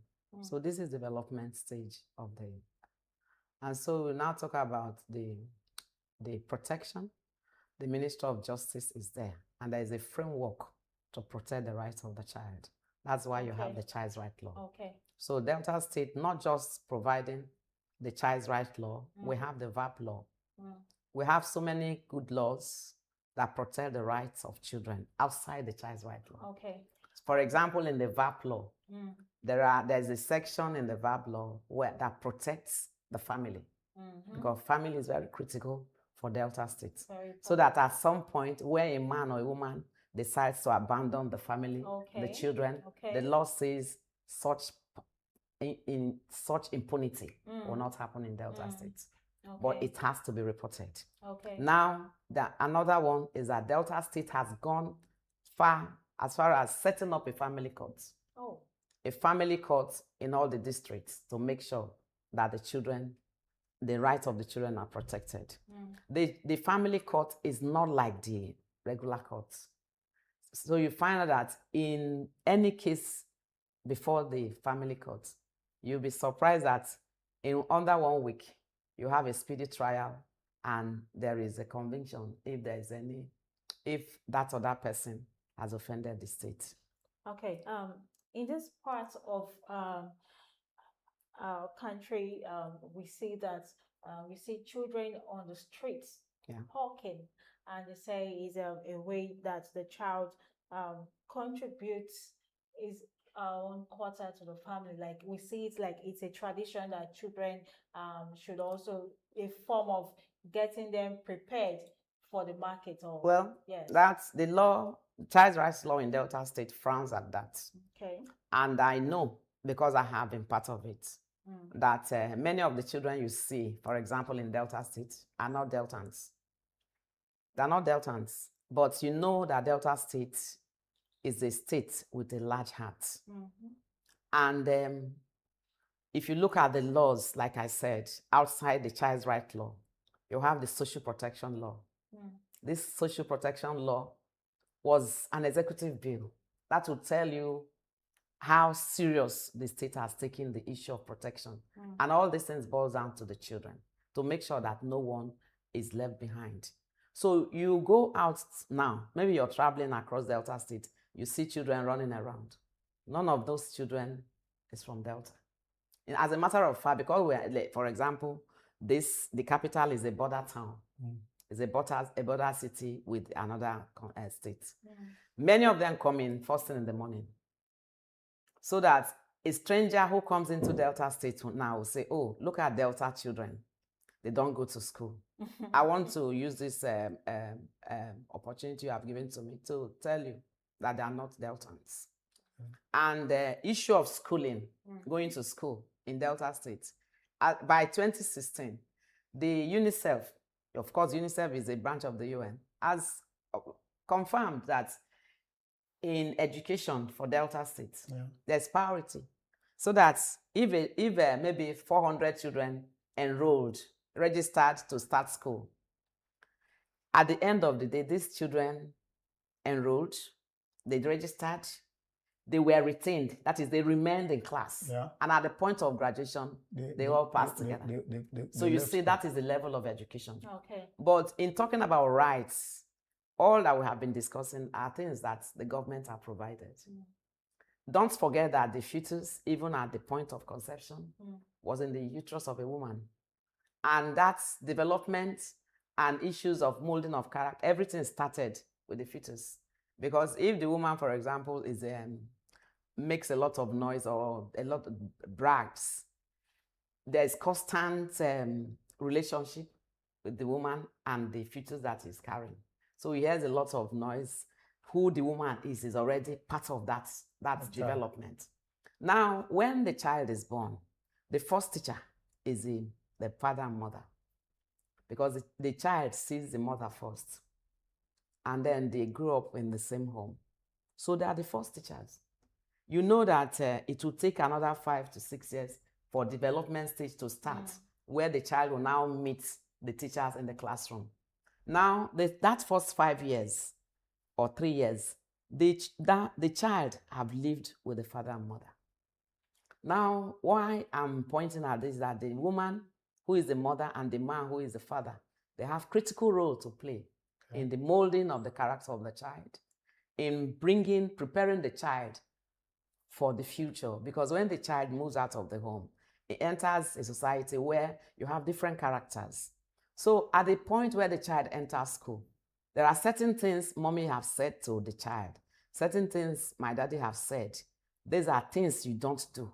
So the moment the child enters into the society where you have met different characters, you begin to, in the subconsciousness of the child, to remember Remember that what the parents daddy said. will do this Yeah. if I follow the wrong people. So this is to say that parents also has a right to play, has a role to play in Very the child critical, rights. very, Yeah. in fact, the most critical role to play. Okay. Yes. There is angle I want to come from.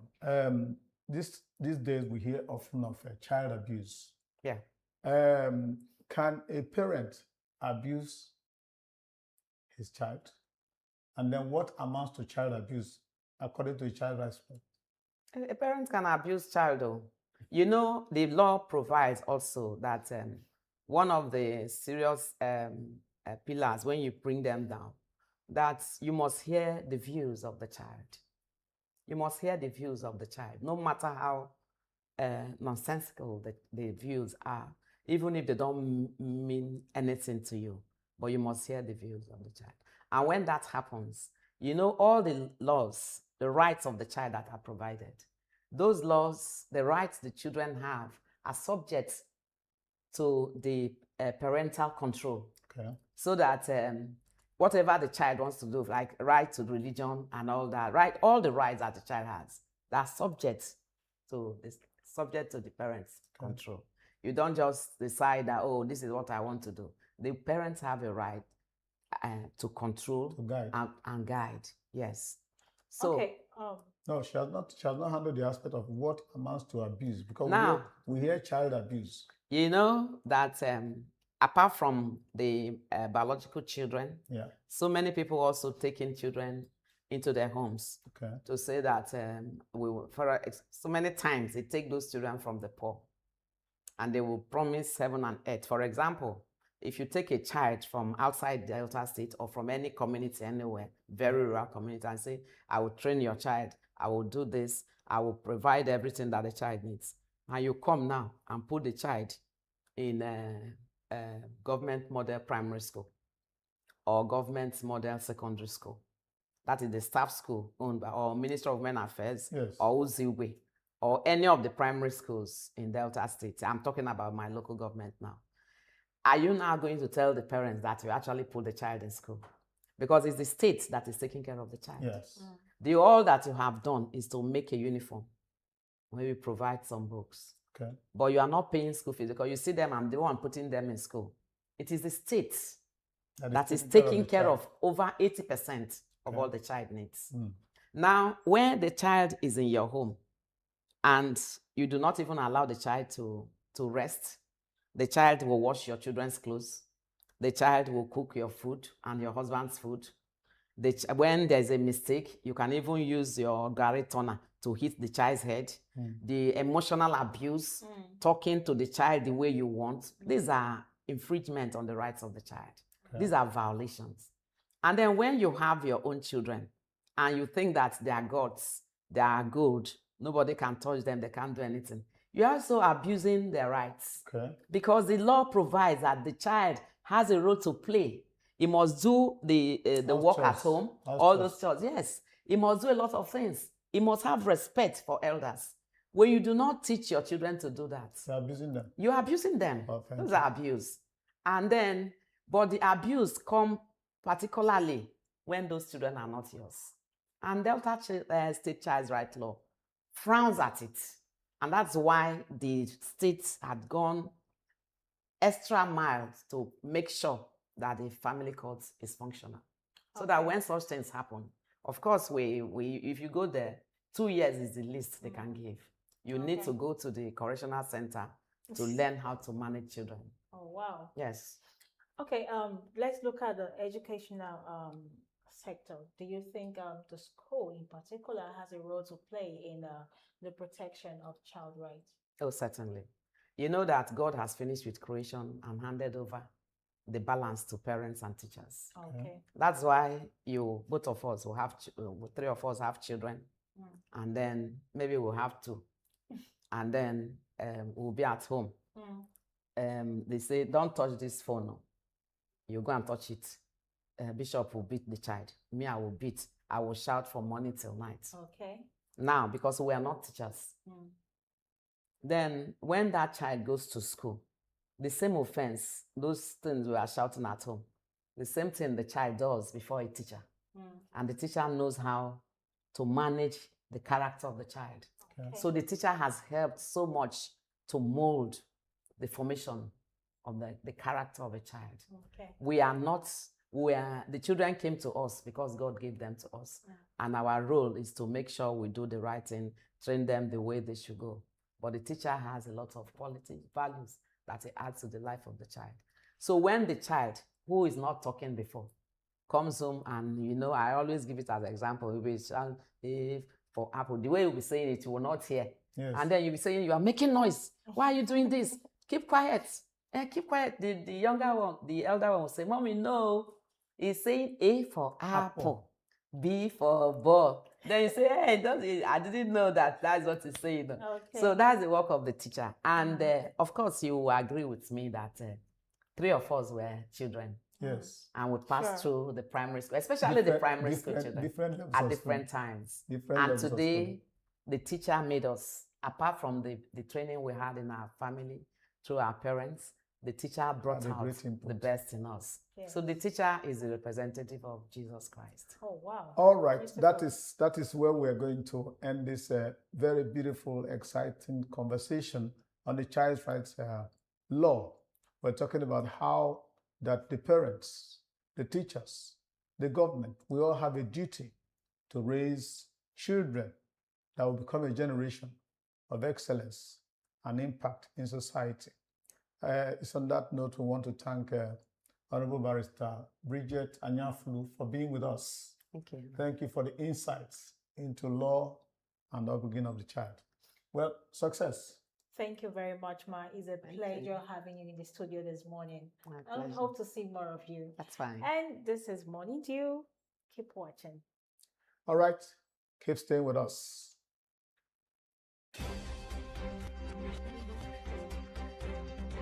Wake up with us every morning. We bring you news at its peak. Accurate and factual report. Morning Dew, where every sunrise begins with inspiration and fresh perspectives. This is your station. This is Dott TV. Dott TV. Dott TV. Yeah. Dott TV. Yeah. Dott TV. Yeah. Dott TV.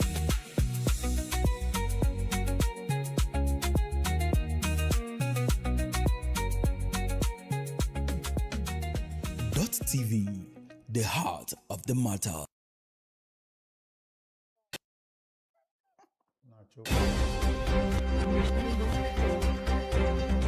Wake up with us every morning. We bring you news at its peak. Accurate and factual report. Morning Dew, where every sunrise begins with inspiration and fresh perspectives. Welcome back. This is your station. Morning Dew. This is We continue with political talks this time around, and of course, we have a political analyst in the studio, in the person of Onoche Oshop. He is a youth politician, and of course, one of them concerned about what is happening in our nation. Onoche, you're welcome to our studio. Thank you, sir. All right, very and of course, Success is here. We're going to Thank you, success. have a discuss Good together. to have you this morning. Thank you very much.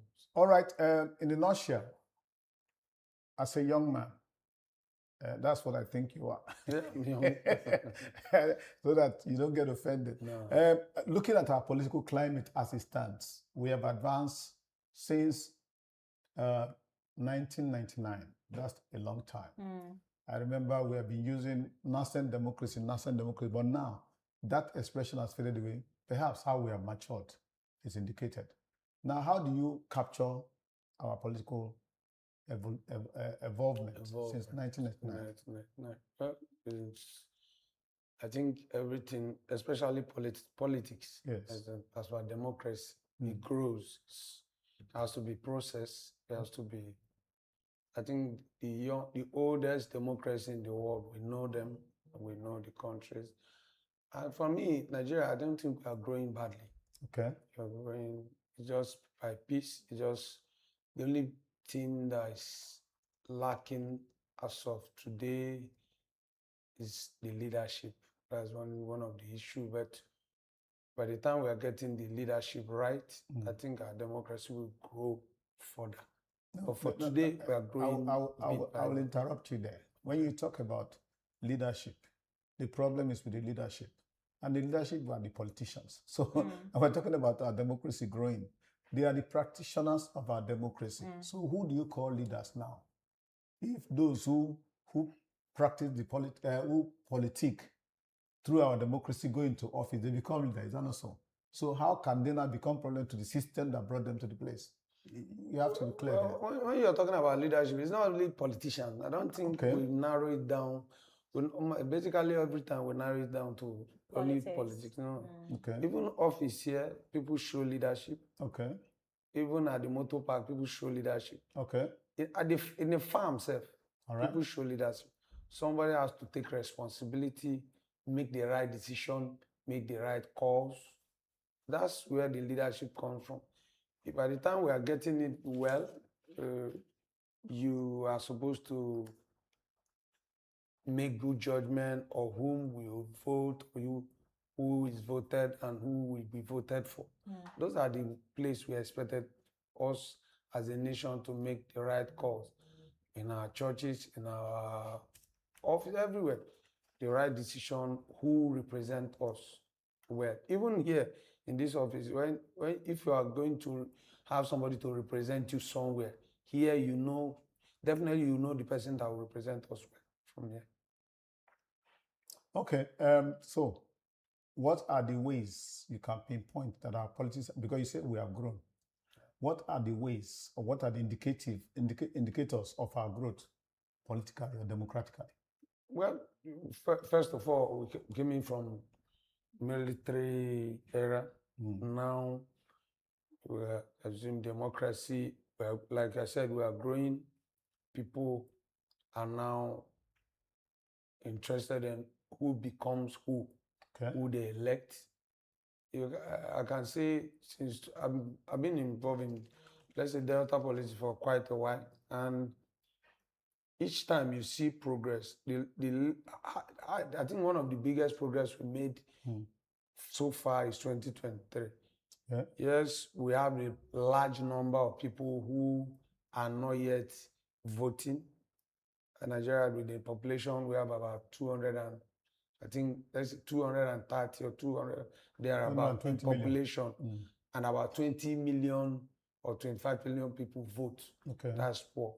So for me, you can see that in 2023 we had a large turnout of voting. People are now conscious of who becomes there, who lead. So with that, you can say we are making progress. Unlike before, when some states you just have like 500 people, 500 who come to vote. On election day, people barely come out or decide to go and vote. They play. At the young people, they go to the field and play football. But now the young people are interested. They are becoming more interested. So you can definitely say we are growing with time. In terms of consciousness. In terms of consciousness. Right. Okay. I think last 2 weeks we have INEC coming up with the timetable for elections, codes, and rallies and so on. So we hear INEC talking about codes. What do you have to say about this code? They want to give political parties It has always been like that. It's not new. Okay. All right. It's just for parties to upload their candidates, their selected or elected candidates, who will now go and represent them. Because before, with time now, you've heard about party primaries, affirmation. So by this time, the party was supposed to have code, at least to upload their candidate. Yes. Is this not Friday? like we do it regularly when it's time for it. Like now, they will give codes to party who now put in their candidate, the elected or selected candidate or nominated candidate.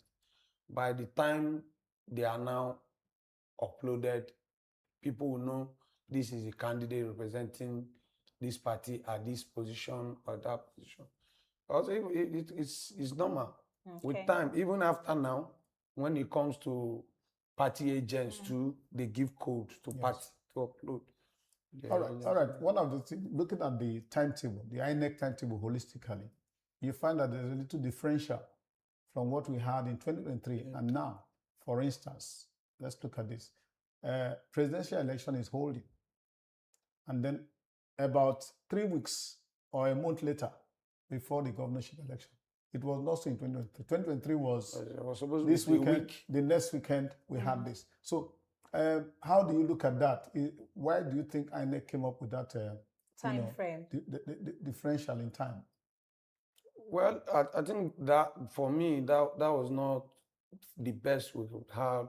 In 2023, I remember a week after election was supposed to be the governorship. Yes. And after there was, I think, extension of 1 week. Yes. They're making it 2 weeks. Okay. Now INEC is coming up with 3 weeks. And that 3 weeks for me is long. But they know the reason why they are doing that. But I don't think it's the best. No, definitely. I will need you to express your view to it. Well, politics and election, yes, sometimes it has to be with the momentum. Like today, this weekend is presidential election.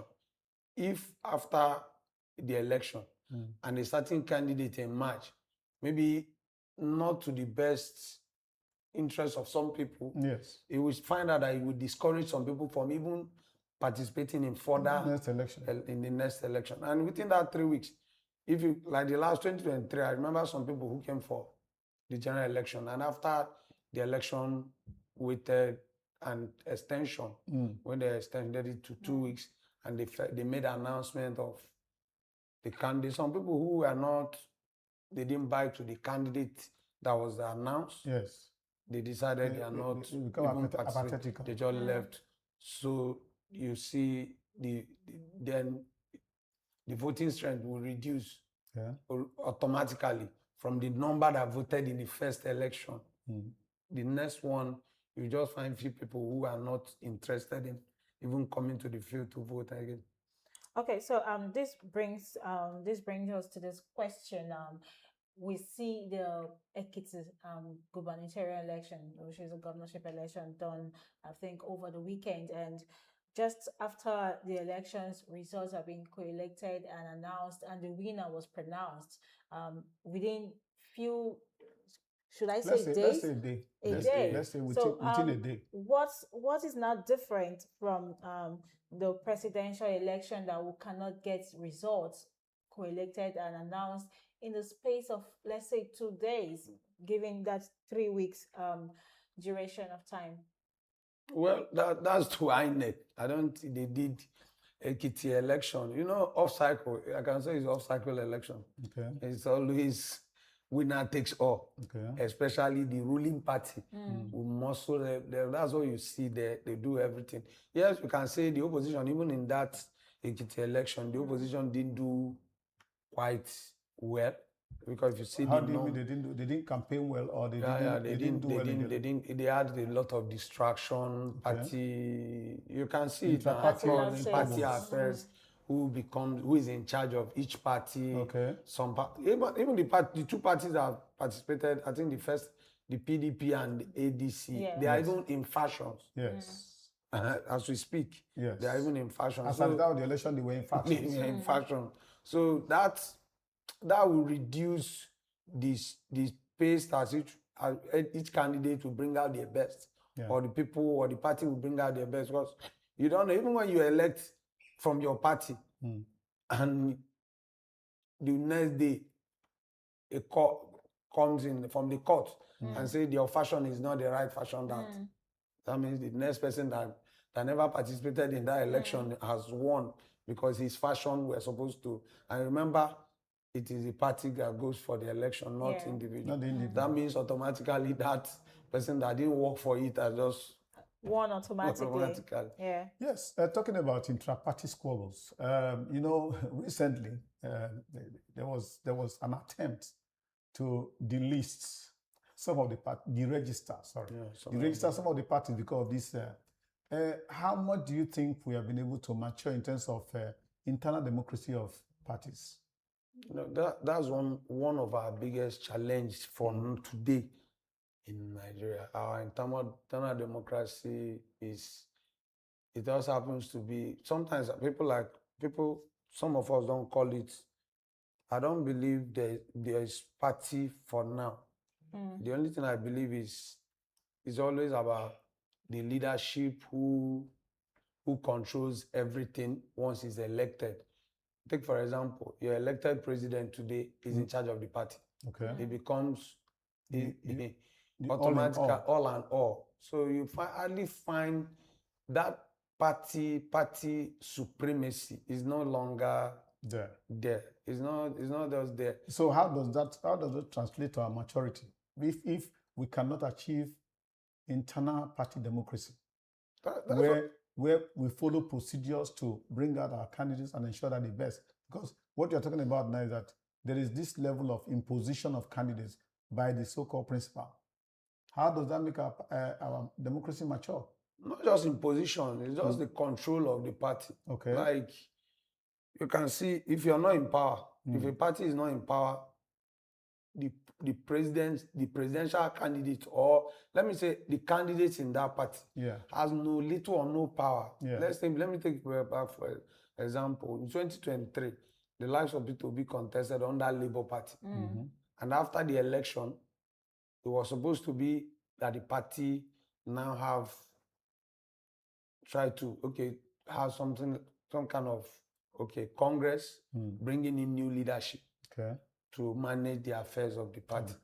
But you find out that because the presidential candidate is not a member of NEC, he has little or nothing, no contribution to make in the party.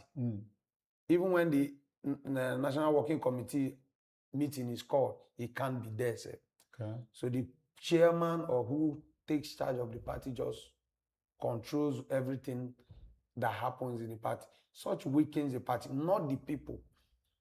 But before now, the political party that we used to have is a political party whereby the people owns the party, because the people pays the bill for the party, like party dues and the rest. But what you have now, once you are elected, the leader of the party, maybe the governor, he pays every bill for the party. So he controls everything that's in the party. All right, so much. We'll be taking a break right now. We're talking politics and how we are maturing as a nation in terms of our politics. Now we have a break now. We'll give you the flight schedule for the day before we continue with political talk. Stay with us. Wake up with us every morning. We'll bring you news at its peak. Accurate and factual report. Morning Dew, where every sunrise begins with inspiration and fresh perspectives.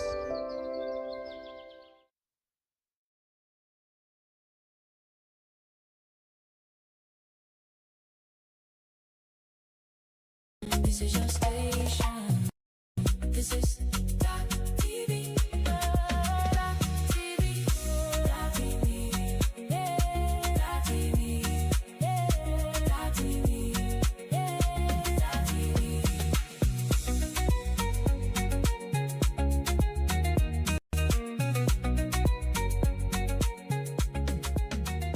Dott TV, the heart of the matter.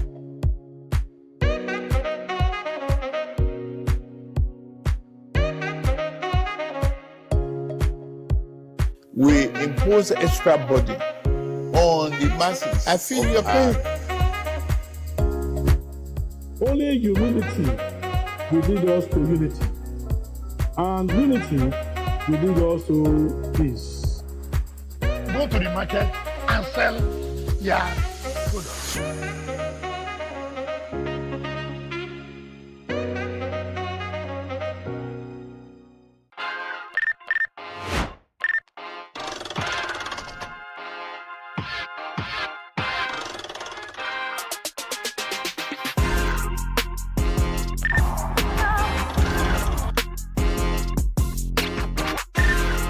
Dott Dott Entertainment, your weekly dose of pure fun, airing every Monday to Friday, 2 p.m. to 3 p.m. Saturdays, 10 p.m. to 11 p.m. only on Dott TV.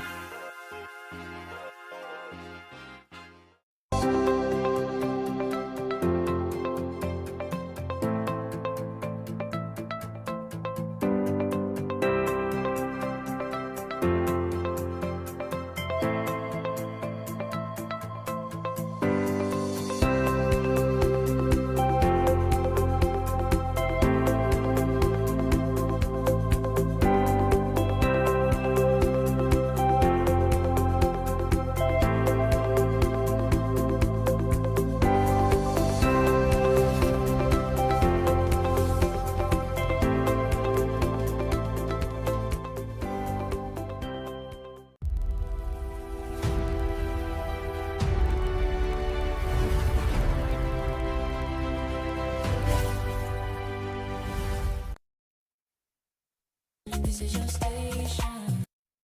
This is Dot TV. Dot TV. Dot TV. Yeah. Dot TV. Yeah. Dot TV. Yeah. Dot TV.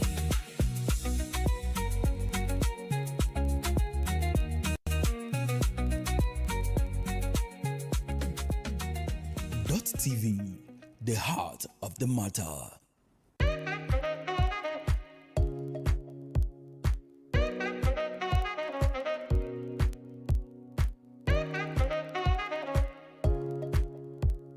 We impose extra burden on the masses. I feel your pain.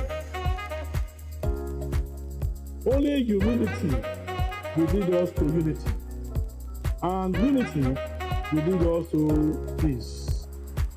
Go to the market and sell their products.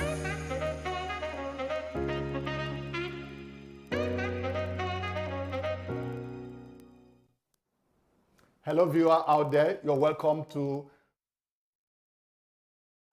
Good morning and welcome to Morning Dew on Dott Television. Thank you for staying with us. And right about now, we'll bring you the flight schedule for the day. We'll be beginning with the Air Peace flight schedule, saying we have Asaba to London at 6:40 p.m. to 6:20 a.m. and that flight is scheduled for 11 hours 40 minutes. I will also have another for 12 p.m. to 6:20 a.m.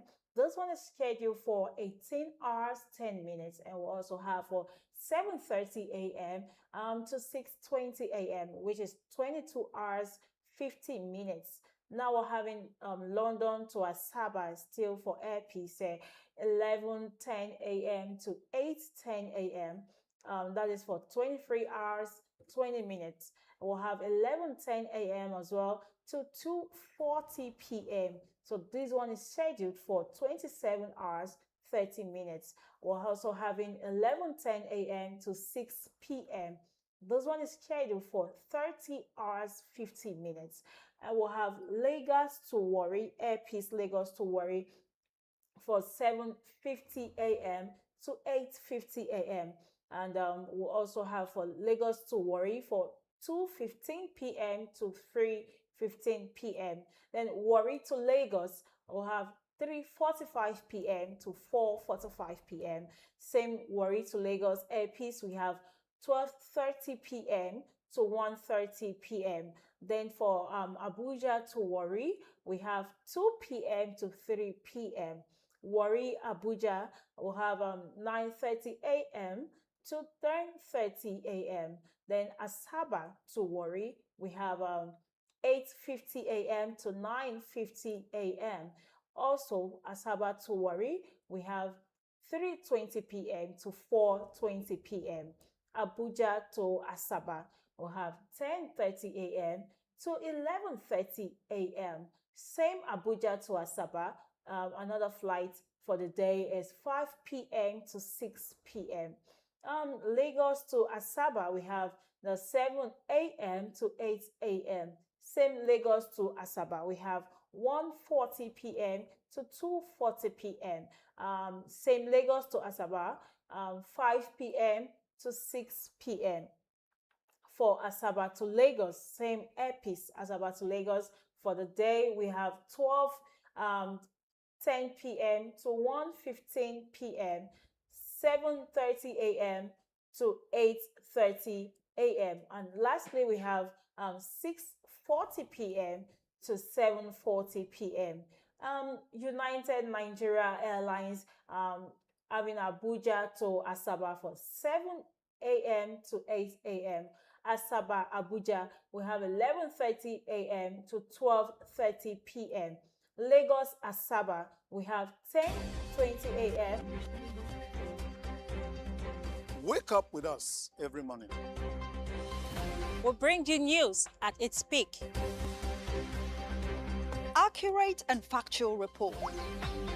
Morning Dew, where every sunrise begins with inspiration and fresh perspectives. You're welcome back. We have been on a political conversation with a politician. We can call him political analyst, Mr. Onoche Oshoku. We have been talking about our political climate. We left off with the issue of internal democracy in our parties. We have not achieved that from what we heard from you, from your point of view. Now we'll move to some other areas that we notice we have not as much as the principles. In our presidential system of government, there's room for impeachment of either governor or president. We don't appear to have seen that. Does it mean that our governors, our president, they've all been doing well? Why have we not effected impeachment clause? Well, impeachment cannot really happen in our democracy for now, especially the only time impeachment has happened, you know, is playing from somewhere, up to down. Like you had one time in Ekiti, like you had one time in Ekiti. Own was, I think, one of the impeachment didn't even happen in Ekiti. I think it happened in Abuja. Okay. So you can't call that impeachment. Now, why do you think it cannot happen when there's a clause for it? The reason is we are not yet operating a full autonomy for our legislators at the National Assembly, even at the State Assembly, even at the local level. I don't want to go there because it's not even anywhere. But by the time we are operating the full autonomy, when the legislators are having full autonomy, they definitely that will come to bear. But for now, our democracy, like I said, is growing. But the issue of not having impeachment around, not like anybody is doing well. No.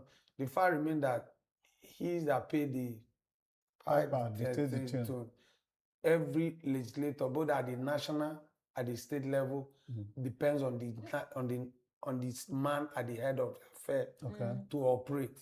They go back and call for anything they are doing. Like the presidency controls what comes to what comes to. So even at the state level, the governors are in charge of who gets what. Now, if you're talking about autonomy for the legislatures, what are you talking about? What are the levels of autonomy? They have their sittings. The governor does not come to their sittings, nor does he tell them, apart from bringing in what we call executive bill. The governor does not tell them what to sit, what to deliberate in their sittings. So what autonomy are you talking about? In everything in life, you deal with financial autonomy. That's first. It's not like when the last time the president said they have autonomy for local government. Yes. And that was not a full autonomy. So the autonomy their money is going to them direct. Are you saying how does it come? As of now, it's still not going direct to them? Is that what you're saying? I will plead one day you invite one of the, maybe if they have the guts to tell me the truth. Tell you the truth, but it's not. You mean there's no autonomy yet? No, it's just half and hazard way. It's the same thing at the state level. When you say how did they get their funding? How do they get their funding? The legislators here. How do they operate? You find out. You know that they are always, everything comes from the executive. Everything they need comes from the executive. They do what the executive gives. Even who becomes the principal officer comes from the executive in Nigeria today. Who becomes the speaker in Nigeria come from the executive. Not by election. Not by within, and ideally by our law, by our democracy, it was supposed, the principal officers are supposed to be elected among their into peers. various offices, Among their peers. But you're saying list is compiled by the executive. Is it the executive or the party? Let's be clear. So, like what I said. Are we saying it's by selection? The party is still under the Oga too. So are we saying this principle comes in by selection? It's more or less the decision of the executive. It's more or less selection. Okay. This question I really want to ask, when we talk about impeachment, and you said right now we're not really operating in that phase right now. So now, following reports from yesterday, we see where the UK Prime Minister signed his resignation later, since the citizens and the government is now saying is not doing as expected, is not living up to their expectations. So, and is now losing the popularity of the people. So now, as a leader that he asked to go and sign this resignation letter, which he did very well, and everyone applauded him. And yet, yours truly, some person still wants him to be there because he was actually doing well to an extent. So if given more time, it would perform better. And now, following that, we saw where Peter will be calling on the presidency to, sit up or resign. Now he said, please resign.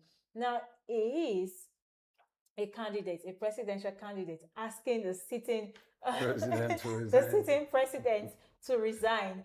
So how did you see that? Is it a political strategy, or just truly, is it really enough for the sitting president to resign? Well, I don't think it's a bad call. Okay. No, it's not the first time.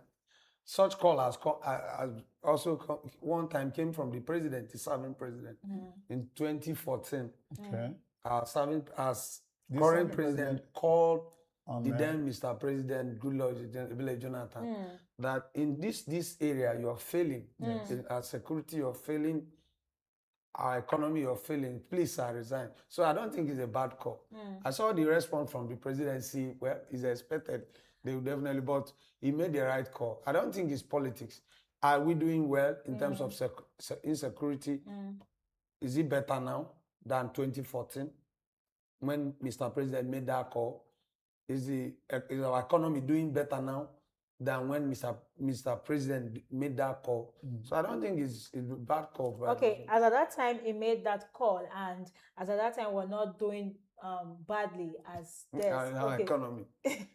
Our economy is still doing better. Very better, if you say. And now things are going in terms of security. We're having more of insecurities playing out. Our economy is inflating every day, and naira is dipping every day. So, is this the right time, like, for him? Don't you think it's also the right time for him to really? He made a call before, and now they are making the call to him. I think if had it been like when you are reading about the Prime Minister, UK Prime Minister, taking a bow and saying, you know what, I just have to go because my people are saying. Just is a way of Africa. That's when we talk about competence, integrity, and character. In Africa, the Africans resign in office. Let's come from this angle. The situation in the country now. Yes, we have always experienced issues of, inflation, economy, and all that. Naira deepening against other currencies, but the situation we are now, the one at hand is the issue of insecurity. Just yesterday now, there was an attack on Jos. So it's like this thing is popping up. It can be here tomorrow, it can be here the day after. Now, in a situation where we have this, we have people who registered before. Some people like to go and vote in their community. It's a time to go home, see my people, feel the pulse of the people, and then participate in what is going on there. Now, with the insecurity, how do we project into the 2027 election? To what extent do you think the situation in the country will affect? Definitely, it's affecting everything, not just before the election. It's even affecting our economy. Yeah. Insecurity is affecting our food security. As we speak now, you only go to village and find your villagers. I grew up in village. I grew up in my own town in Bologna. And on the except when people are like the young ones are in the school or you're going to school. But if you're at home or public holiday on a normal after school, you go to your farm. But now it's not like that again. Okay. People are afraid of going even to their own farm because they might be adopted from their farm. So it's even not just before the election, it's affecting our food security as we speak. Then before the election, because of fear too, some person might decide, you know what, I don't want to lose my life because I'm going to cast my vote. Yes. It's also affecting our voting, causing voter apathy. So it's that. I think that's one of the reasons why Obi is making that call, which I don't see is a wrong call. Now let's come again to another issue that we are looking at. After the primaries, we had the primaries. Most of the parties are yet to resolve on who is their candidate for most of the positions. What is the problem? Well, it's party politics. I think from the 2023 Supreme Court judgment about, if you could remember, the current Senate president, the current Minister of Works, I think the party, irrespective of whatever you think, the party has the right now to decide who represent them. I think the call about when nomination on who becomes party candidate is now on the party. It's only on the party to make. So I know by now, yes, and you remember, because we are going to a major election, 2023 was a very big blow to some political party. So every party now is watching the other party to know who is bringing. So that we can match it. So you can just find the reason why almost all the party, not just a particular political party, even the ruling party is afraid of pushing out their own representatives. All right, thank you, Mr. Onoche Oshoku, Thank you for all that you have expressed concerning the political situation in our countries. We keep our fingers loosely closed because whether they know it or not, whether they like it or not, on Friday, they are expected to go to INEC and collect their different codes to upload their candidates. So when they upload, we know. Definitely. When they upload, everyone will know the candidate. Thank you. Grateful to be All here. right, we go on another short break. When we come back, we continue with Morning Dew. Stay with us.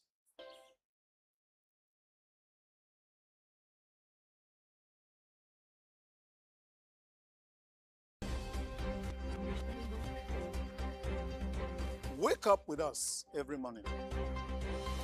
We'll bring you news at its peak. Accurate and factual report. Morning Dew, where every sunrise begins with inspiration and fresh perspectives.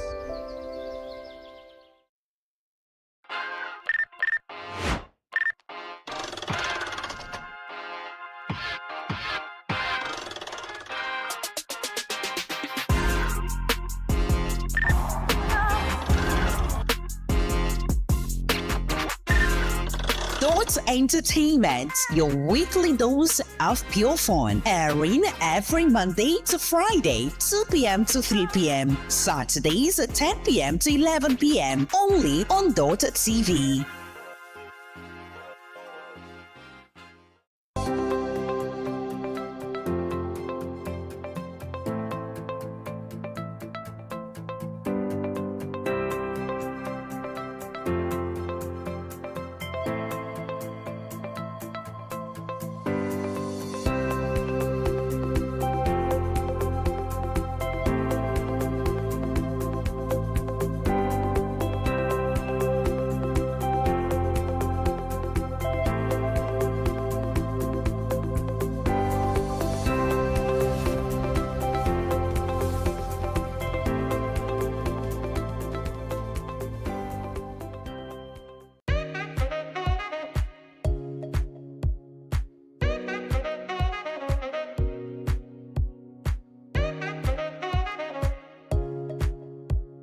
we impose extra burden on the masses. I feel your pain.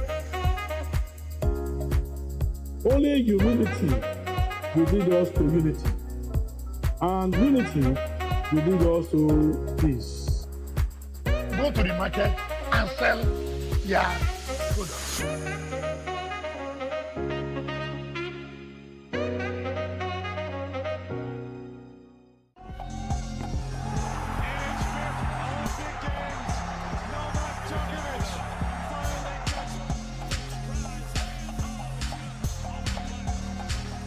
Amazon from Harrison. That is a massive world record. Martinelli goes, boys, out of his goal. Martinelli. This will be 3 for Arsenal.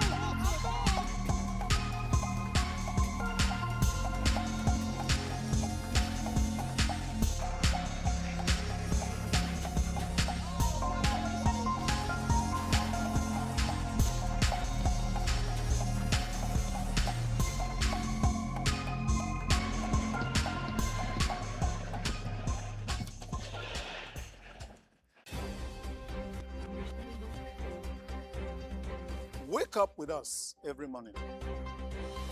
We'll bring you news at its peak. Accurate and factual report. Morning Dew, where every sunrise begins with inspiration and fresh perspectives.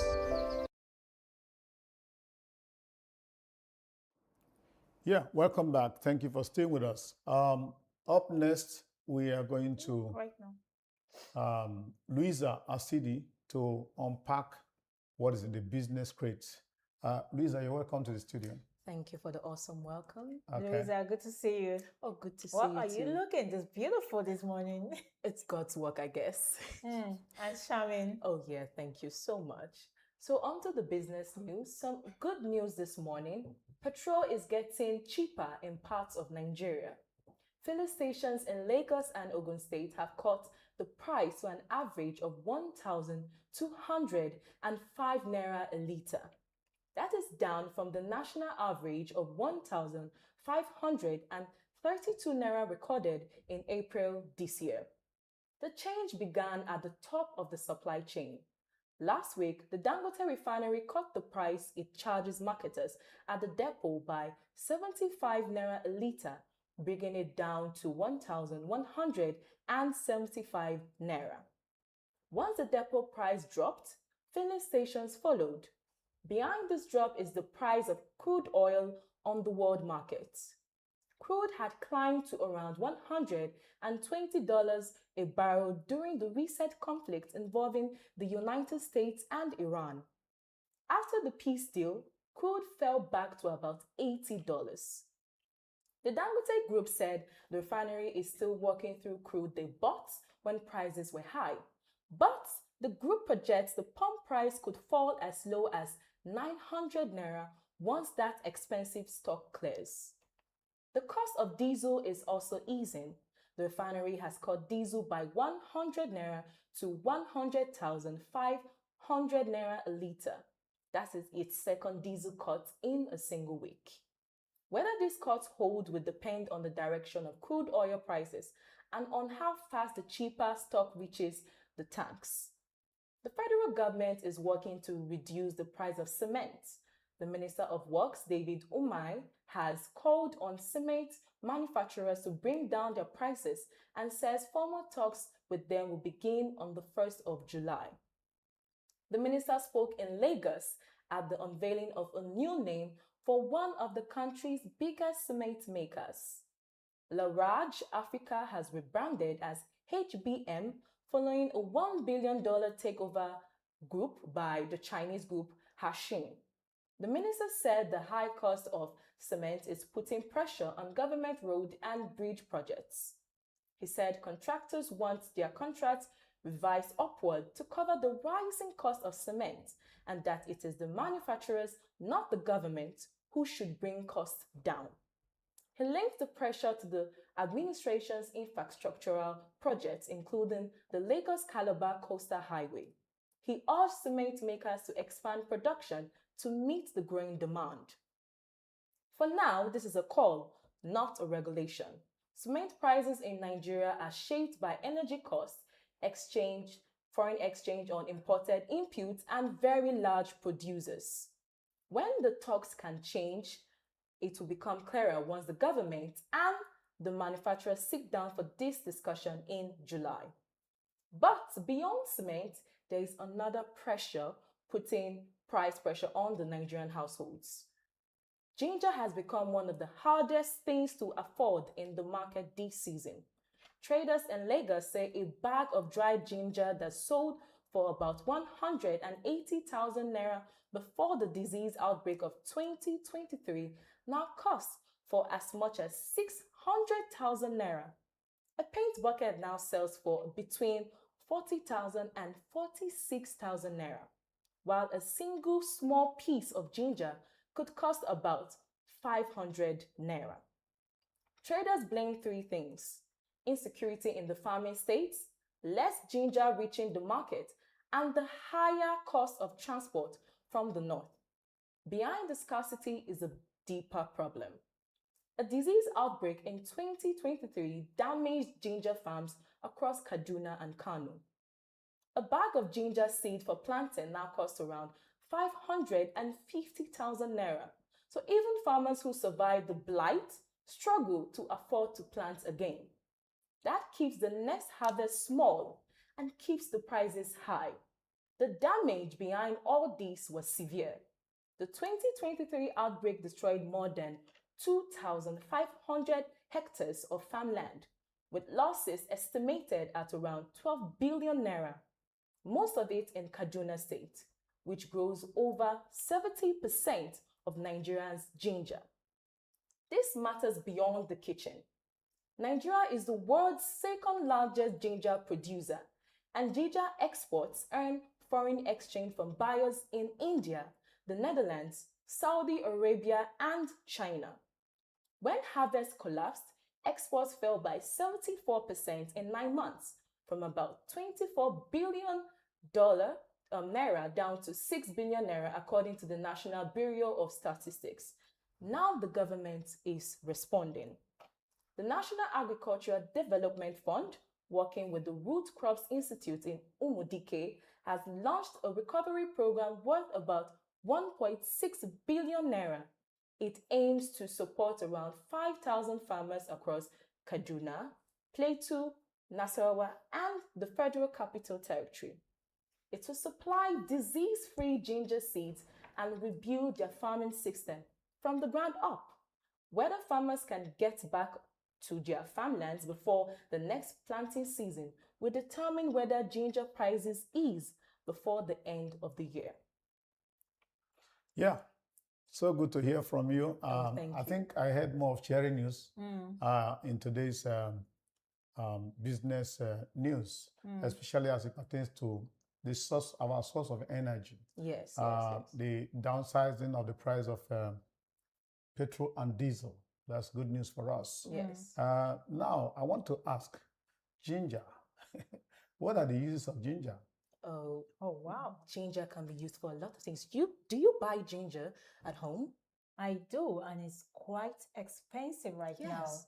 And So- I wonder why. I wonder why ginger would be so expensive. No, these we're looking days, at and- what we use ginger for. What You could use Yes. ginger for a medicine. okay? You can use ginger for, people do actually use it to create some skincare routine products. Okay. Some people use it for like maybe to create some spices for their food. Like ginger has a lot of health A benefits. lot of benefits. Yes, and Some it people has use a it lot to of boil uses. meat. Yes, some Yes. people use it to boil meat. Okay. So having ginger so expensive doesn't. It's also an issue. Yes, it's also a It's very an big issue because I use ginger eventually for all my meals. Yes. Yeah, so steaming, cooking, I use it even as down to pap. I use ginger and garlic. as Wow, well. that's So, a new yeah. information. Oh, you just got that. Yes. For making your pap. Mm-hmm. What does it do? Does it add to taste It has or it adds its, to, it has its to health, reduce the it sugar has its value? health benefits. Yeah. All right. Mm. Okay, so much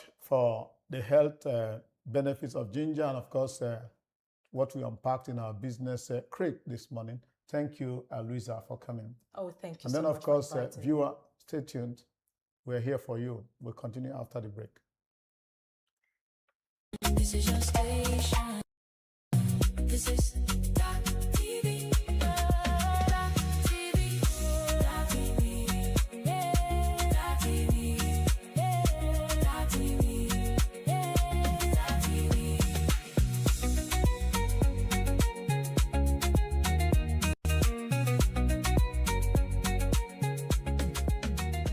Dott TV, the heart of the matter.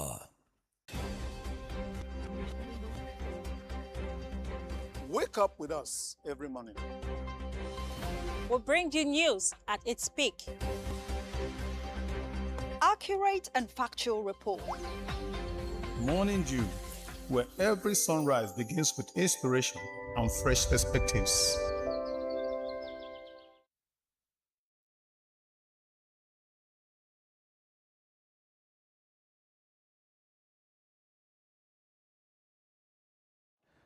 That has been it on Morning Dew for this morning. Of course, we brought you a lot of package this morning.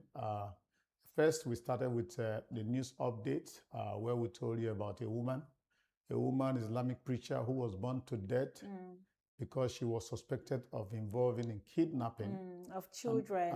Kidnapping of children.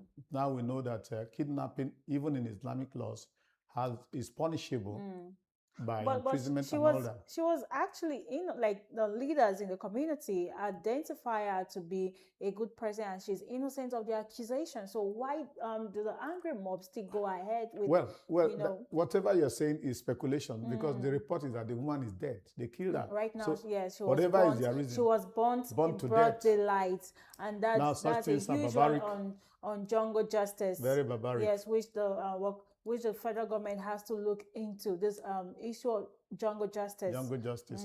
All right. Of course, we brought you the papers, and of course, the things that made the headlines in the papers were fact of inflation. We take that one out because it's something that is outstanding. That people are now in Lagos sleeping in buses, sleeping in their cars, and of course, parks.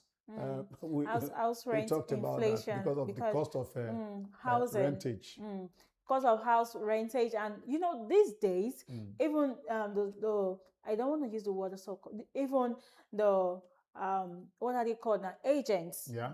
The house agents. They don't make it. They don't make it they are the reason why things are becoming more expensive for even the common man to afford a good accommodation to live in. And you now find people BRT parks that are meant for the BRT buses now having humans using them as a place for shelter. So what we really need, something has to be done. Something has to be done in the area of housing. Yes. All right. We'll move from paper review, and of course, we brought you the weather report of Asaba and its environment. We also brought you a report on flight schedule from Asaba even up to London. The flight, the duration and all that. And of course, we had a conversation with a human rights lawyer who was telling us about, how that the child rights law is being implemented in the country. And in Delta State, the government is fully implementing it in terms of, ensuring the survival of the child. A woman is pregnant, she doesn't have to worry because government is paying for all the expenses that have to do with pre-delivery and of course postnatal of the child. Then of course we had political talk with Mr. Osheku just now, who told us about the situation in the country. That in fact one of the things he said that made me that I'm taking away is that it's impossible to impeach in this our country because the principal is the custodian of the party. He who pays the piper dictates the tune. And just now we had Louisa come to the studio and tell us about the business sector, how that sharing news about fuel and diesel, their price is being slashed. You have a last word to tell our viewer before we pack up this morning. All right, it's here on Morning Dew, and we have given you stories around the globe and headlines to kickstart your day. So keep it positive and have a blessed day. All right, that's from Success. For me, keep watching Morning Dew. We are here to inform and talk to make life start well for you every day. Stay with us tomorrow. Bye for now. Bye-bye. And keep watching our programs on Dott Television. Bye. This is your station. This is Dott TV. Dott TV. Dott TV. Yeah. Dott TV. Yeah. Dott TV. Yeah. Dott TV.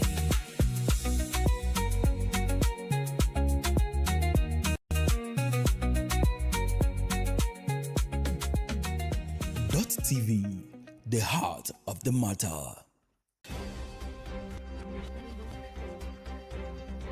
Wake up with us every morning. We'll bring you news at its peak. Accurate and factual report. Morning Dew, where every sunrise begins with inspiration and fresh perspectives.